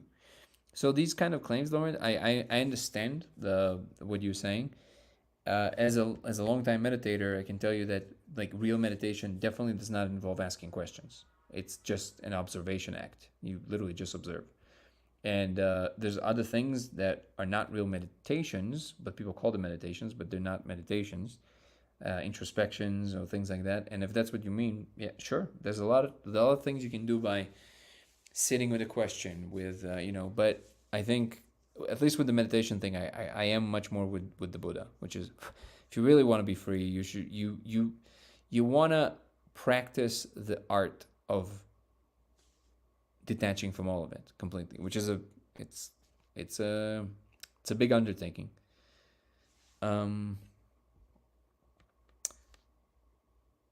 Pentecost described the Holy Spirit as flickering tongue of fire. Reminds me of the lighter flame. Not sure what that means. Sorry. For the console, use voice commands. So far, voice commands did not yield fruit. Let's see what we got here. Falling in love with the mundane. What a great quote, bro. Love that. Good night. Have a good night, Matthew. It's not mine. I'm pretty sure I heard this somewhere, but I appreciate you. Aiden, are those characters you saw through the laser resemble Babylonian numbers? Because there is a guy who's working on plasma experiments. Plasma is re-emerging, guys, and said that his experiments were based on Babylonians. Wait, hold on. Babylonian numbers. Images? I see. No, these don't look like that at all. It straight up looks like kind of like mixture of Japanese and Hebrew and regular letters.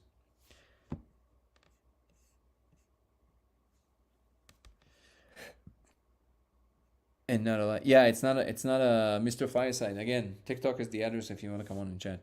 It's Danny Golder on TikTok. We have the matter to materialize experiences we believe are supernatural. Good night. Hope to see you tomorrow. Absolutely. Brain activates the senses while releasing chemicals, giving us the perceived spiritual. Does it work with Bufo? I haven't tried it with Bufo. I would have a hard time believing how you can stay up. Like it just knocks you out.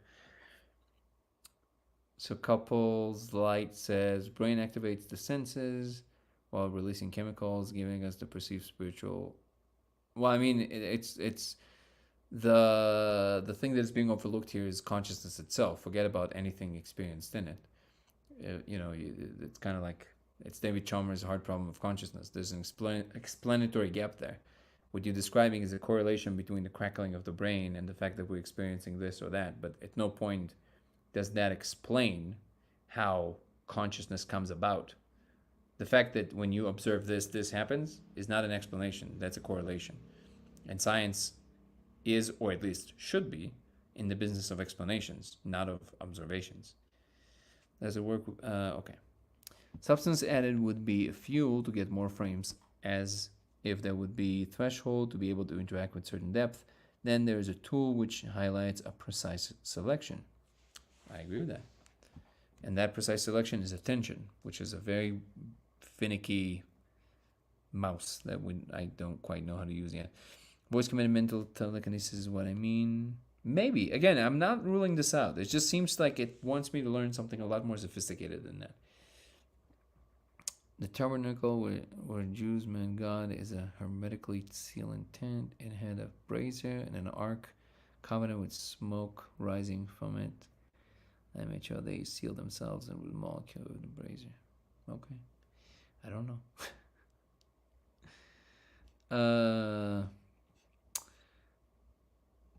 Just ask the console to switch to English. That's good. No problemo. You in the TikTok chat? Okay, amazing.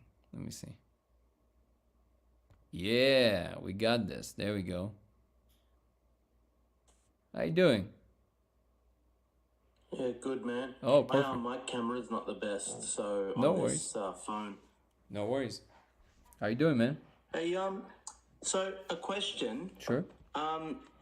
Do you think it could be something like an augmented reality type situation? Somebody mentioned the QR code earlier, right? So, so if you're and like the earlier augmented reality apps, if you would like go over the QR code, right, and you would see the thing waving or like moving on the app, but obviously behind the app nothing's happening. Is that kind of the What do you mean behind it? Wait. What do you mean behind the app nothing is happening? You mean there's computation happening? On the wall. So in reality on the wall. So forget about your code for a second. Yeah. And think about augmented reality through an app. So you use the app. It opens up your the camera on your phone. Okay. Pointed at the QR code or whatever you pointed at, and then something through the screen on your phone, an image opens up and it shows you something that it's not really there, but it's coded in the software that you're accessing through the QR code. But it is represented, if it's something visual, it is represented on the screen and mapped on to whatever other environment is behind it, right? Yes. So this is what I'm getting at. Do you think that what you're experiencing could be something like that? Obviously very different, completely different set of circumstances, but could it be something like that where the molecule is doing something to your, I don't know, your sensory perception or your brain, where it's either speeding something up or slowing something down, where it does something to the frame rate or something, I don't know, I'm not an expert in this field, where it's allowing you access, and the laser is almost acting like this, in a sense, this QR code. It's allowing you access to see these visuals. Well, it would, but your proposition is that it's in the brain ultimately? I don't know. I'm so asking you. yeah. So I'm not seeing it. Yeah, so Understand? to answer your question, it's because the question I think is broader than you even expect, or maybe you do mean it that way and I just misunderstood. But the so notice that in the example you gave, either it's through VR glasses that create like Apple glasses or whatever they're called. They're perfect example, right? Because they are actually rendering what's really there in a new way, and they have to do it in real time, which is kind of crazy. They don't even do the whole like camera that sees the world and then overlaying things on top of the world. It literally re-renders what it sees and makes it look as real as it possibly can. So it is truly augmented by it's augmenting even the things that it can just technically show with the camera, right? So, but notice what happens there. Either in the example of the phone, I guess maybe kind of like a game of Pokemon, right? It kind of reveals things that are not there or something. Or in the case of virtual reality or augmented reality, like Apple, I don't know what they're called, but you know what I mean.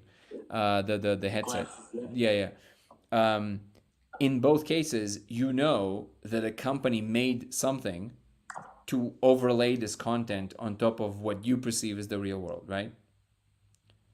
So in the same way, even in the example that you gave, what it would imply strongly is that somebody made this. So it's not, it wouldn't be, it's content you don't usually see.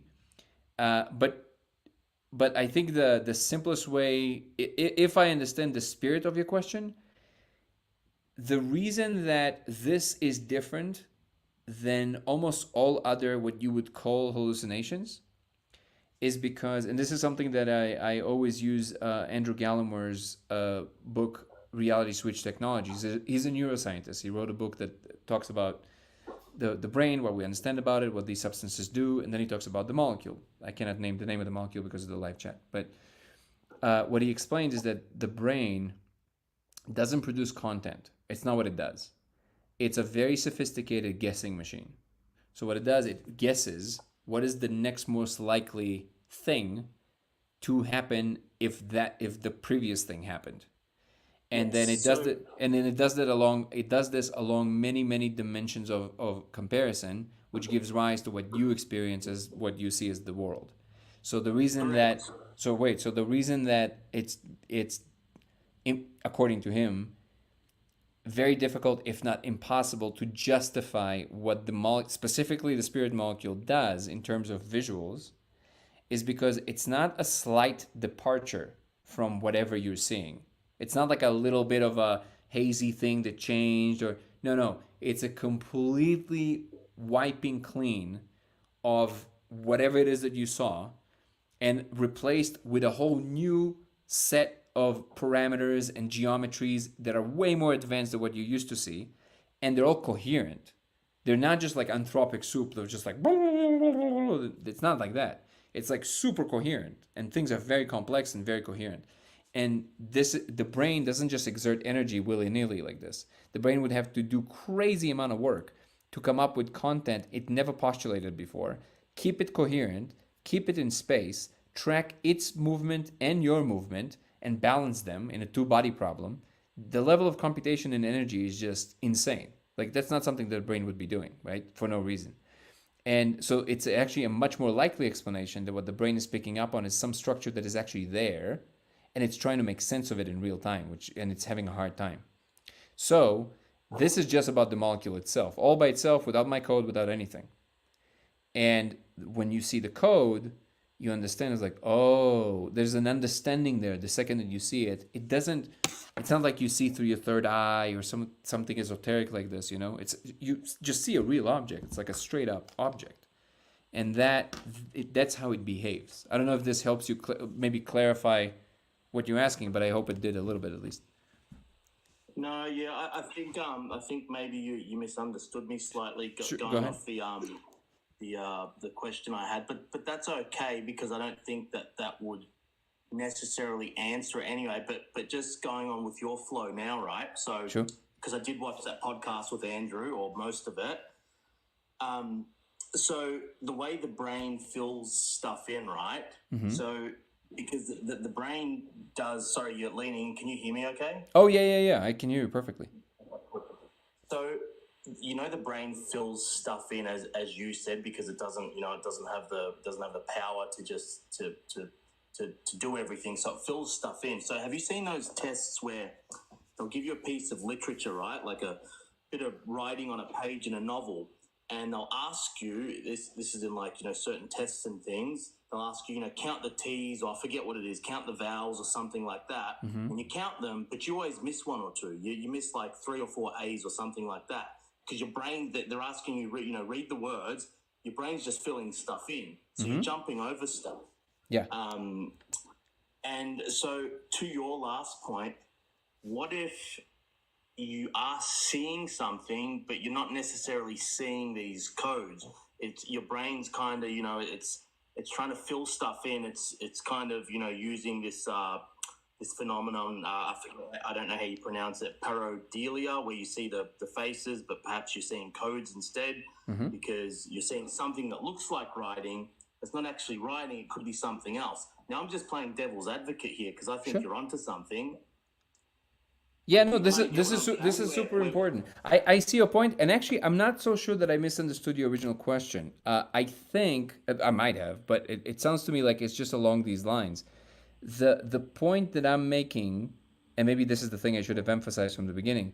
The point I'm making is that when you see the code in the laser and everything that goes with it, so the fact that everybody sees the same thing on a regular basis, no matter what you do, it's not kind of like. So for example, in the example that you gave, if it's usually all of these things happen when you do things really fast, right? So you go through like data really fast, and then because the brain is trying to proceed, it's filling in a lot of things. It's kind of like these, the meme that appears on Instagram sometimes where you read the first sentence wrong, also the second one, also the third. You know what I'm talking about? Okay. So, but if you pause, look back, and refer back to the first line, you're like, oh, I see. Right? And then the second line, oh, I see. So you can find a mistake if it's pointed out to you, correct? Gotcha. But in this case, it's not like that. It's like, it's just like me saying, do you think, okay, so this is actually a better example that I think might connect to your original question too. So if I'm looking at this, right, which is like a physical object right now, right?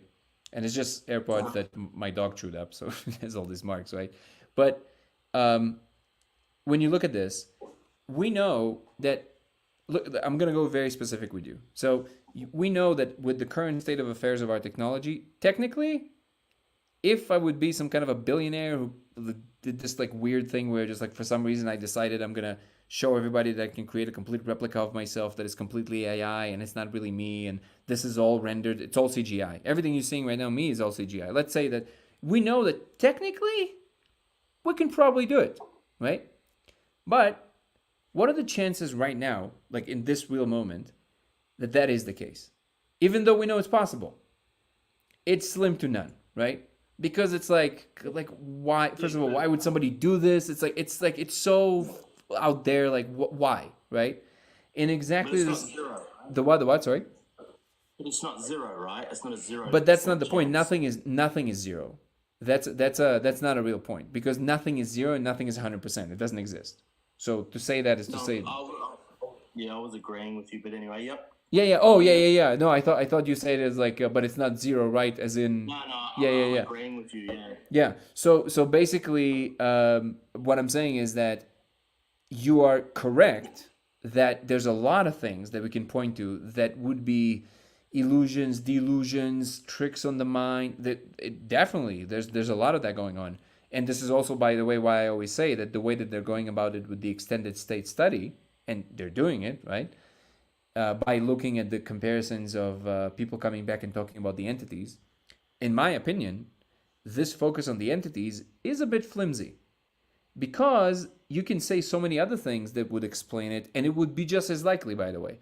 For example, you can say, if you don't want to, like, I personally know that they are encountering real beings, but let's say I would not be a person who ever did it or whatever, right? And I could totally see how I can just explain it in terms of archetypes. I was like, look, the human mind has maybe some fundamental layer of certain kinds of characters, and it's possible that this layer of the mind is arising when we're dealing with these kind of substances, and it expresses itself very similarly across individuals, and it would be just as likely. But in the case of something that is a visual representation of something, once again, you're still right. You're in the pocket definitely, but it's a matter of degree. So to what degree is it insisting to always be itself? The same point that people always brought up in the beginning when I started talking about this like years ago, and again, legitimate point, which is, oh, you're priming people. It's like you're telling them what to look for. Again, legitimate point, but priming doesn't work 100% of the time. So it's a matter of degree, right? So it's like, and also if it won't be highly specific. Everybody would have their version of a code, or somebody will, like there's going to be enough departures where you're very quickly going to notice that there's something here that is we're not quite looking at the same thing probably, right? But when you start seeing, and now again, you have like over 1,000 people and growing, like replicating worldwide, at a certain point you go, okay, well, wait a second. So I'm claiming that you don't even need anybody else to see it when you see it for yourself, because you just kind of like immediately know, because it has a certain way by which it appears that just makes it very clear to you that it's kind of like you're looking through a microscope right now. But even if with all the skepticism and everything, I think that the answer lies in the degree to which the observation is insistent. Because if it's insistent beyond a certain point, you either have to think of a much better explanation to kind of explain it away in terms of what we already know. You can't explain it in terms of like, well, you're on the psychedelic, and you say, by the way, it's very clear to me that you're coming at this from just a very healthy place, and you're kind of aligned, but you also want to make sure that we're kind of rounding all corners and making sure that we're not missing something. I totally get the vibe with which you're approaching this. I'm just saying that to a certain degree, at some point, you have to allow yourself to know what it's clear in that moment. And that is a kind of statement that if you say it in the context of any scientific endeavor, you're out immediately. And I understand it. I get it. The second you start saying what I just said, you're out. You're not doing science anymore. And it's understandable, but the attitude that got me this far is the attitude I'm going to keep applying to see if I can find another layer of certainty to then bring it back, like Terence McKenna used to say, and bring back so the village can feast on, right? And then obviously you get handed over to way more capable people than myself. Have at it. Test it. Try and, explain it away, but do it in a real way. Like test it in the same way that you would test with the amount of rigor that you would with anything else that would be, making that level of kind of claim. So what's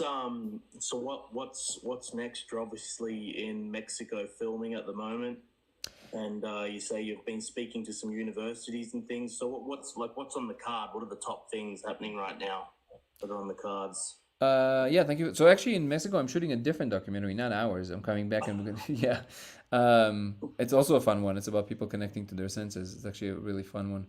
But yeah, when I'm coming back, we should be, we're going to proceed, and hopefully also it seems like now there's a good chance we're actually going to get a budget. And if so, we can do this full time. It's just a matter of budget. So if we can do this every day and just work on it, we can probably finish it in 4 months.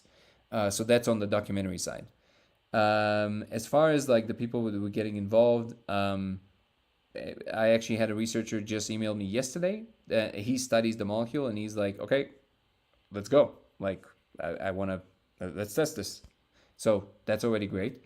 And Andrew, as you saw my conversation with him, he knows about it. As far as I know, he didn't try it, which is a big, kind of mark there, because he wasn't fully on board. He was definitely one of these people that said, and his word means a lot because he's an expert in the field, right?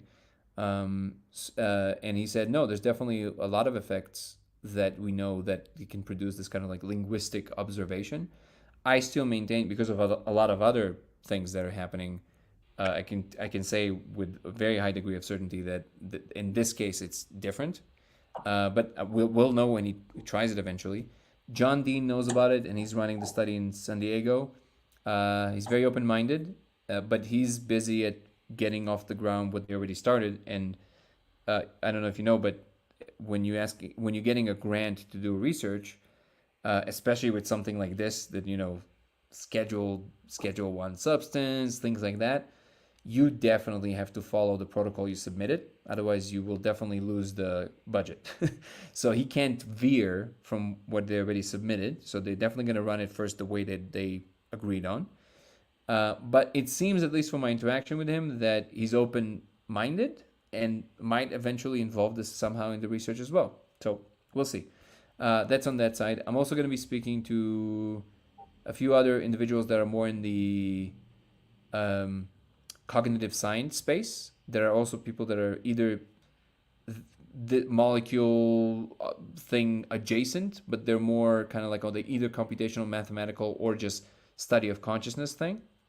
And one of the challenges that I spoke about the other day in the film, because it's very, we don't want it to just be like a talking heads documentary. And also, yes, it's cool to show people, responding to the laser and everything, but how many times can you do this before people go, okay, all right, we got it, okay? So it's not that easy to produce something that will, have true value, obviously disseminate important information, but at the same time, we also really want to bring something in the film that will truly inspire people, and that's always a very, very tight rope, because it's very easy to all of a sudden slide into cheesiness. You know what I mean? So that is one of the things we're really focused on how do we achieve that? How do we make something that will truly inspire people that something much bigger is going on, and we are all together. And I know, again, I'm taking us into a little bit of a kumbaya kind of space, but I do think it's very important that we understand that we are a thing, and something truly magnificent is happening, and we can all be a part of it. So that's technical side, just talking to experts, and hopefully the conversations would be interesting and profound, showing more of the observation. Obviously, if we can also, one of the things for me, technically, you probably heard me say this already in this live, but I'll just reiterate real quick.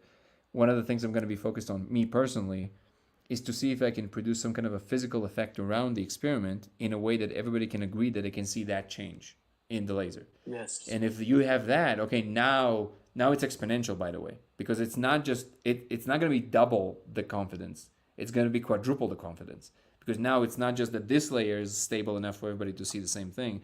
Now when I'm perturbing it in this particular way, the same thing happens for everybody. That now you have something very substantial, because either it means something about consciousness, either it means something about the connection between consciousness and what we call physical matter, or it means something about physical matter from a new point of observation. Maybe we need to rerun every science experiment under the influence. I mean, these are, then see if we can see something else that we couldn't see before. Maybe there's a whole new spectrum of observation we were missing the whole time. And then eventually understand what that is and induce that in the brain in a way that is more natural, or build devices that can look across this kind of spectrum, whatever that spectrum is. So there's a lot of possibilities, but that's like a very kind of wide, broad stroke blanket that I can give you of what's in the cards in the next year or so. Wow, very cool, man. Well, just one last comment and one last very broad question from me. But on the comment side, I think we all need to put you out in front of Mr. Rogan. We know he's a fan of the molecule. So everybody watching this, I think if we can get you on something like that, that would just open up the opportunities. So that's just more of a comment from me. And then the last question, I mean, I'm all aligned with that. Sorry, go ahead. So say it again. Yes. Sorry, and so the last question from me before I jump off, sure, because I've only been introduced to this the last 2 days, is what do you actually think it is? And you might not want to say, but yeah, if you had to say, and you want to say, what do you actually think that it might be that you're seeing and interacting with? I think this is space-time. Right. Yeah. So you think it's another component of reality, or what we perceive to be reality? Yeah, this is something that this is great, by the way, just so you know, that this interaction actually helps me to dial in some things, both conceptually and also for the film, just so you know. So this is very valuable. So if you're just asking me nakedly, like just very directly, like what I think, it's difficult because I say they, and then people go, whoa, whoa, whoa, what do you mean by they? It's as if, I don't know why, I thought it was obvious what I'm saying. They were simulated. The simulators is who they are. So my experience, let's talk about it in the most objective way I can possibly express something like this, okay? My experience is that when I go into the space now, something changed about my experience. My experience was that there was something that was done to me concretely. Like I could feel it. I could feel the right tempo being kind of like something is happening. It happened over a few sessions. And since then, my experience is different.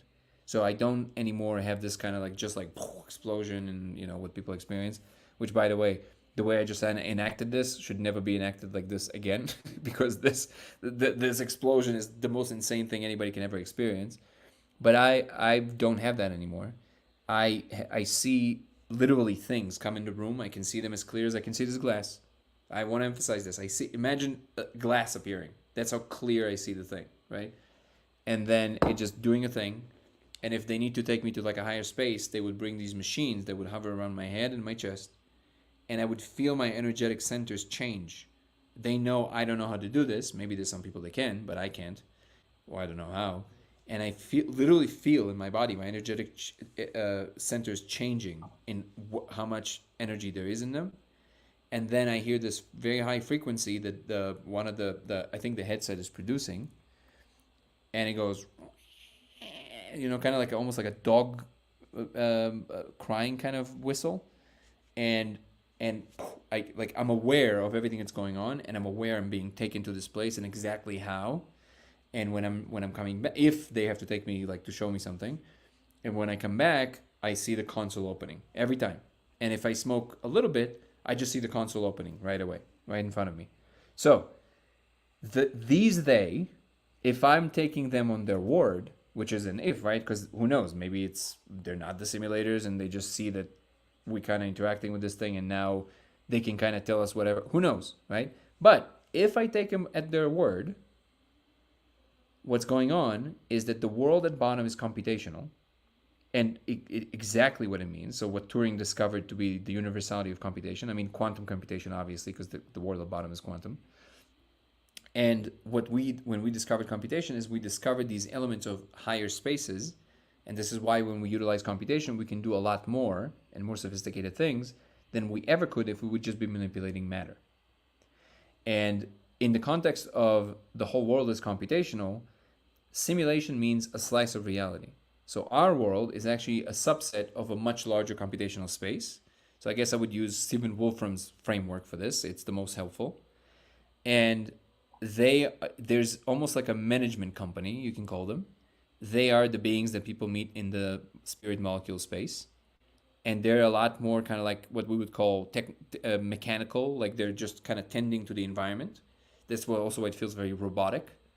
But there are other layers, and it goes up the layers, and it goes up to what I guess you would call the source. Yeah, which is something I never expected to ever have any merit to it, and it does.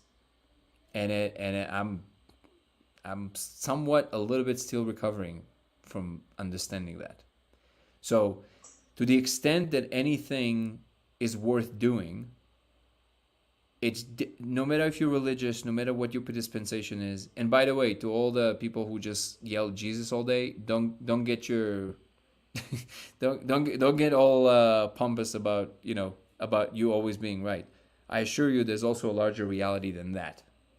So it's all layers, but it is true, absolutely true, that everybody should aim to live a moral life as much as you possibly can. And that does not necessarily mean to always be the best, and then just like if you, stray from the absolute perfect, you're not a saint, and no. But at least be honest with yourself as much as you possibly can about your shortcomings and what you can do to make yourself better. Because whatever it is that you are in your essence in any given moment, as we move up the levels, it does get amplified a lot. So it's much more than exponential. So the second you go, so what you want to take with you is always the ability to be the most aligned with what is truly happening with you and have the least possible elements of hidden corners, lying to yourself, lying to all of these things. They're just vectors. They're pointing in a disjointed manner with the rest of what the system is doing. That's the best way I can put this.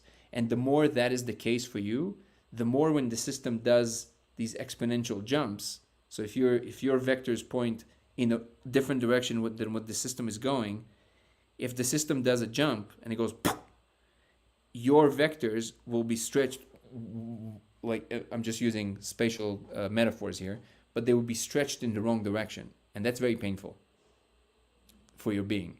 So what you want to do is you want to align with what clearly the world is doing. And this is why I keep saying to people, also on a personal level, you want to try and point the finger less outwards, and you might want to do more reflecting. So if you ask me what I think it is the thing. It is it. It's just that there's different layers of it, and this is why there's seemingly so many different kinds of things that it appears to be to so many different kinds of people. The religious element is there because there's a certain system of checks and balances that is in the system. It's inside of the part of the simulations. And being able to maneuver through that is not just spatially, and it's not just in a technical manner, it's also through what you actually are in any given moment. Do you understand what I'm saying? Gotcha. And just want to add, when you were describing your own experiences there, it almost sounded like you received some sort of an upgrade or something. To me or to the system, you mean? No, you personally, when you were describing your experience with how you were, when you were consuming the molecule, and you were saying that you had a completely different experience where you weren't getting the blast off, but you're having something different happen to you. To me, it sounded like you probably went through a moment there where you'd received some sort of an upgrade. If we're talking about a simulation and simulation managers, so to speak. Yeah. It almost seems like you got an upgrade. That's what I got from what you were explaining. Well, at least I got to look at the behind the scenes. No, this is too much like a scary story around the campfire. So we'll skip this slide. So it's more like, it's kind of like, you can think of it as clearance. Like I've been given clearance. But I met two other people that see the console, at least I know for a fact. So I know this because the email that I got from one of them, luckily, was the day before I released the console video. If he would email me the day after, I would never know if he's not just regurgitating what he heard me say. But he emailed me before, and luckily, also for, in general, if we ever want to prove this, emails, well, I'm sure it's possible, but it's very difficult to fake the time signature and where it was sent from, the IP address, right? So if you actually we want to verify this, I have the date where he sent it to me and the date I released the video, and he emailed me before, and he sees the exact same thing, exactly what I'm describing in the console. So I know there's other people who see this, and it is interesting that potentially, I think maybe more people will. It's not clear to me why only certain people kind of get access like that. I couldn't find a common denominator. This particular person and the other person that I'm describing, I can't necessarily see a lot of similarities between us as people. But maybe there are. I just don't know what they are. But so it's more like clearance. But I don't think, and I'm not trying to do like a fake humility thing here. Like I really don't think it means anything special about me. I think anybody can get this access. It's just a matter of paying your attention in a way. And if I have to point out to anything that I think I do pretty well, I don't decide for it what it is. Does that make sense? So like when I look at something, I truly look at it pretty neutrally. Like I'm not trying to make it into a thing. I'm like, okay, what is it really? And I think that's the thing that lends itself to become the... Yeah, I'm finishing. 8, we're there. So we're starting at 7, getting up at 7, and then... Okay, perfect. I'll be down in like 5 minutes. All right. Okay, so this is also my... Yeah, so this is my night call because I'm staying with the director of the film actually, and they came back from an event. They're going to sleep, and I have a booming voice, so I need to I need to bring No, it down. no, go for it, man. Do what you need to do. Thanks for this. You got all the support from here, so I'll be sharing your things, and hopefully we can get you a much bigger audience. Because I think that's what we as people watching and listening to this need to do. Because there's some interesting people out there that could lend you a hand. So I really appreciate the support, man, and I hear the sincerity in your voice, and it's really beautiful. And I thank you so much for the support and also for the beautiful questions. And everybody who I didn't address your questions yet, I'm here every single day. If you want to give me, if you're on TikTok, give me a follow on YouTube. Dango Thoughts, DANGO Thoughts. X is Goler Danny, and Twitch is I never remember because it's new. Laser X83. And yeah, I mean, I'm obviously, Joe Rogan would be definitely well on the list, but we'll get there. I do know a couple of people that know him. When the movie is done, hopefully he'll see the film and get a kick out of it, and then we'll see what happens. I also would like to acknowledge Aaron Venden, who's the person who actually created this incredible trailer that you guys all saw. Aaron is just a phenomenal cinematographer and editor and director. So yeah, he's an incredible filmmaker, and here he is with us. So I want to acknowledge this person, and he's been nothing but an incredible blessing for me. And I honestly, this only happened now. I mean, yeah, a couple of my videos went viral before, but this feels different, and I think it's because the caliber of execution was of a new level, and that's all thanks to Aaron. So thank you, brother. Love you, and everybody, peace and love. See you tomorrow. And tomorrow might be a little shorter because tomorrow I have a much more tight schedule. Harvard Divinity School. That's awesome. What's up, Rose? Oh, wait, Rose. I almost, you know what? Here, I'll say, because I saw you before, and I'll bring you on real quick just to say hello for a minute, and then I'll bring you on more tomorrow if you come on. How are you? Oh, hi. Gosh, hi. I understand if you need to go to sleep, but You were waiting, and I saw you, and I felt like it would be terrible if I don't at least let you say hello.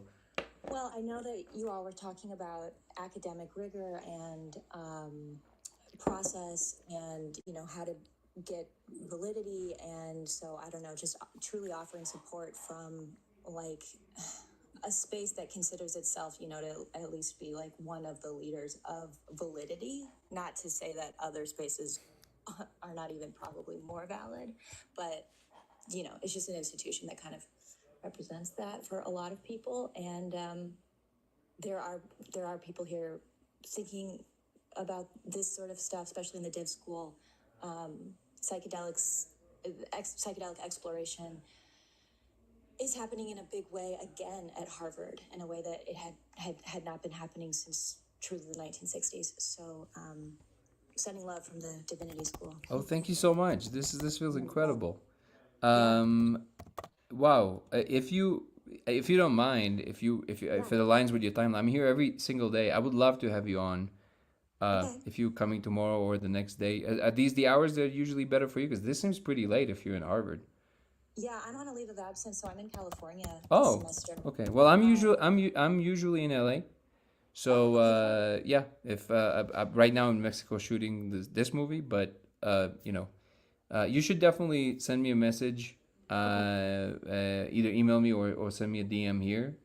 Email is lasersimulationx@gmail.com. I always respond to all the emails, and we can chat. But also, if you would like to come on tomorrow and chat a little bit more, it sounds like you might have something to say that I would love to hear. So please come on again. Yeah, and I would truly, I'll write to you more, but you should be in touch with the psychedelics, reading group and the psychedelics conference that Harvard Divinity School is doing each year. So Interesting. I did not know that's a thing. Yeah, so it's so interesting to watch the resurgence of psychedelic inquiry in academia, and especially at Harvard, just because some of our, Dr. Timothy Leary, Richard Albert, who then became Ram Dass, these are all Harvard professors in the 1950s who were fired for exploring psychedelics. And then, of course, becomes illegal in the United States, at least, for decades. And now, as things are moving more, largely because of the work of MAPS, towards more legality. Legality and healing, yeah. Yeah, it's coming back into academic space. And so I'm a lot of people in my cohort are folks who are getting masters in divinity or masters in theological studies to specifically be in research spaces to help people integrate psychedelic experiences, to be therapists, to walk hand in hand with people through experiences in like a hospital setting. I mean, it's groundbreaking. It's such a cool time to be in this work. Okay. Well, listen, I definitely want you to tell me more about this. I want to allow people to go to sleep here, but I feels terrible for me that I actually have to let you go. No, But it's fine. But no, I I know it's fine, but I always truly, I mean it. Like, I hope you'll come tomorrow and we can chat a little bit more. Okay, and I'll write to you, and I want you to. I will link you with some of these groups too. You should be in That would be conversation with amazing. them. Yeah, I spoke to Imperial College, to people who were involved there, and spoke to, like I said, to John Dean, who's doing the research now in San Diego. But I did not know that Harvard Divinity School is doing. This is super interesting. This cross pollination between the Harvard Divinity School and the psychedelic. This sounds very intriguing. Yeah, there's a lot going on, so this is an exciting moment for sure. Amazing. Well, thank you so much, Rose, for coming on. I'm Yeah. glad that I brought you on. I didn't forget. Thank you for Yeah. reminding me. What time tomorrow? When do you start? Because we're shooting and then I'm editing, so it's kind of I don't know, but I'll try my best tomorrow at about maybe 9 p.m. Pacific Standard Time. But I'll try. I'll do my best tomorrow to also maybe post it an hour in advance so people can see. But I'll tell you what, I really want you to come on tomorrow. So if you DM me, and or email me, I'll make sure that I'll let you know personally also right before I go on, like an hour before I go on. Okay, sounds good. I'll email you. Perfect. I don't know what a DM is. Yeah. DM is just the messages here on TikTok. But laser simulation, laser simulation x@gmail.com. All one word, laser simulation x@gmail.com. Perfect. Okay, talk soon. Thank you so much. Have a good night, everybody. Peace and love. Follow me on X on Goler Danny, Twitch, LaserX83, Dango Thoughts on YouTube, and if you want to follow me on TikTok, it's just Danny Goler. Same on Instagram. Have a good night, everybody. Thank you for being a part of this. I will address more questions tomorrow. Peace and love. Ciao.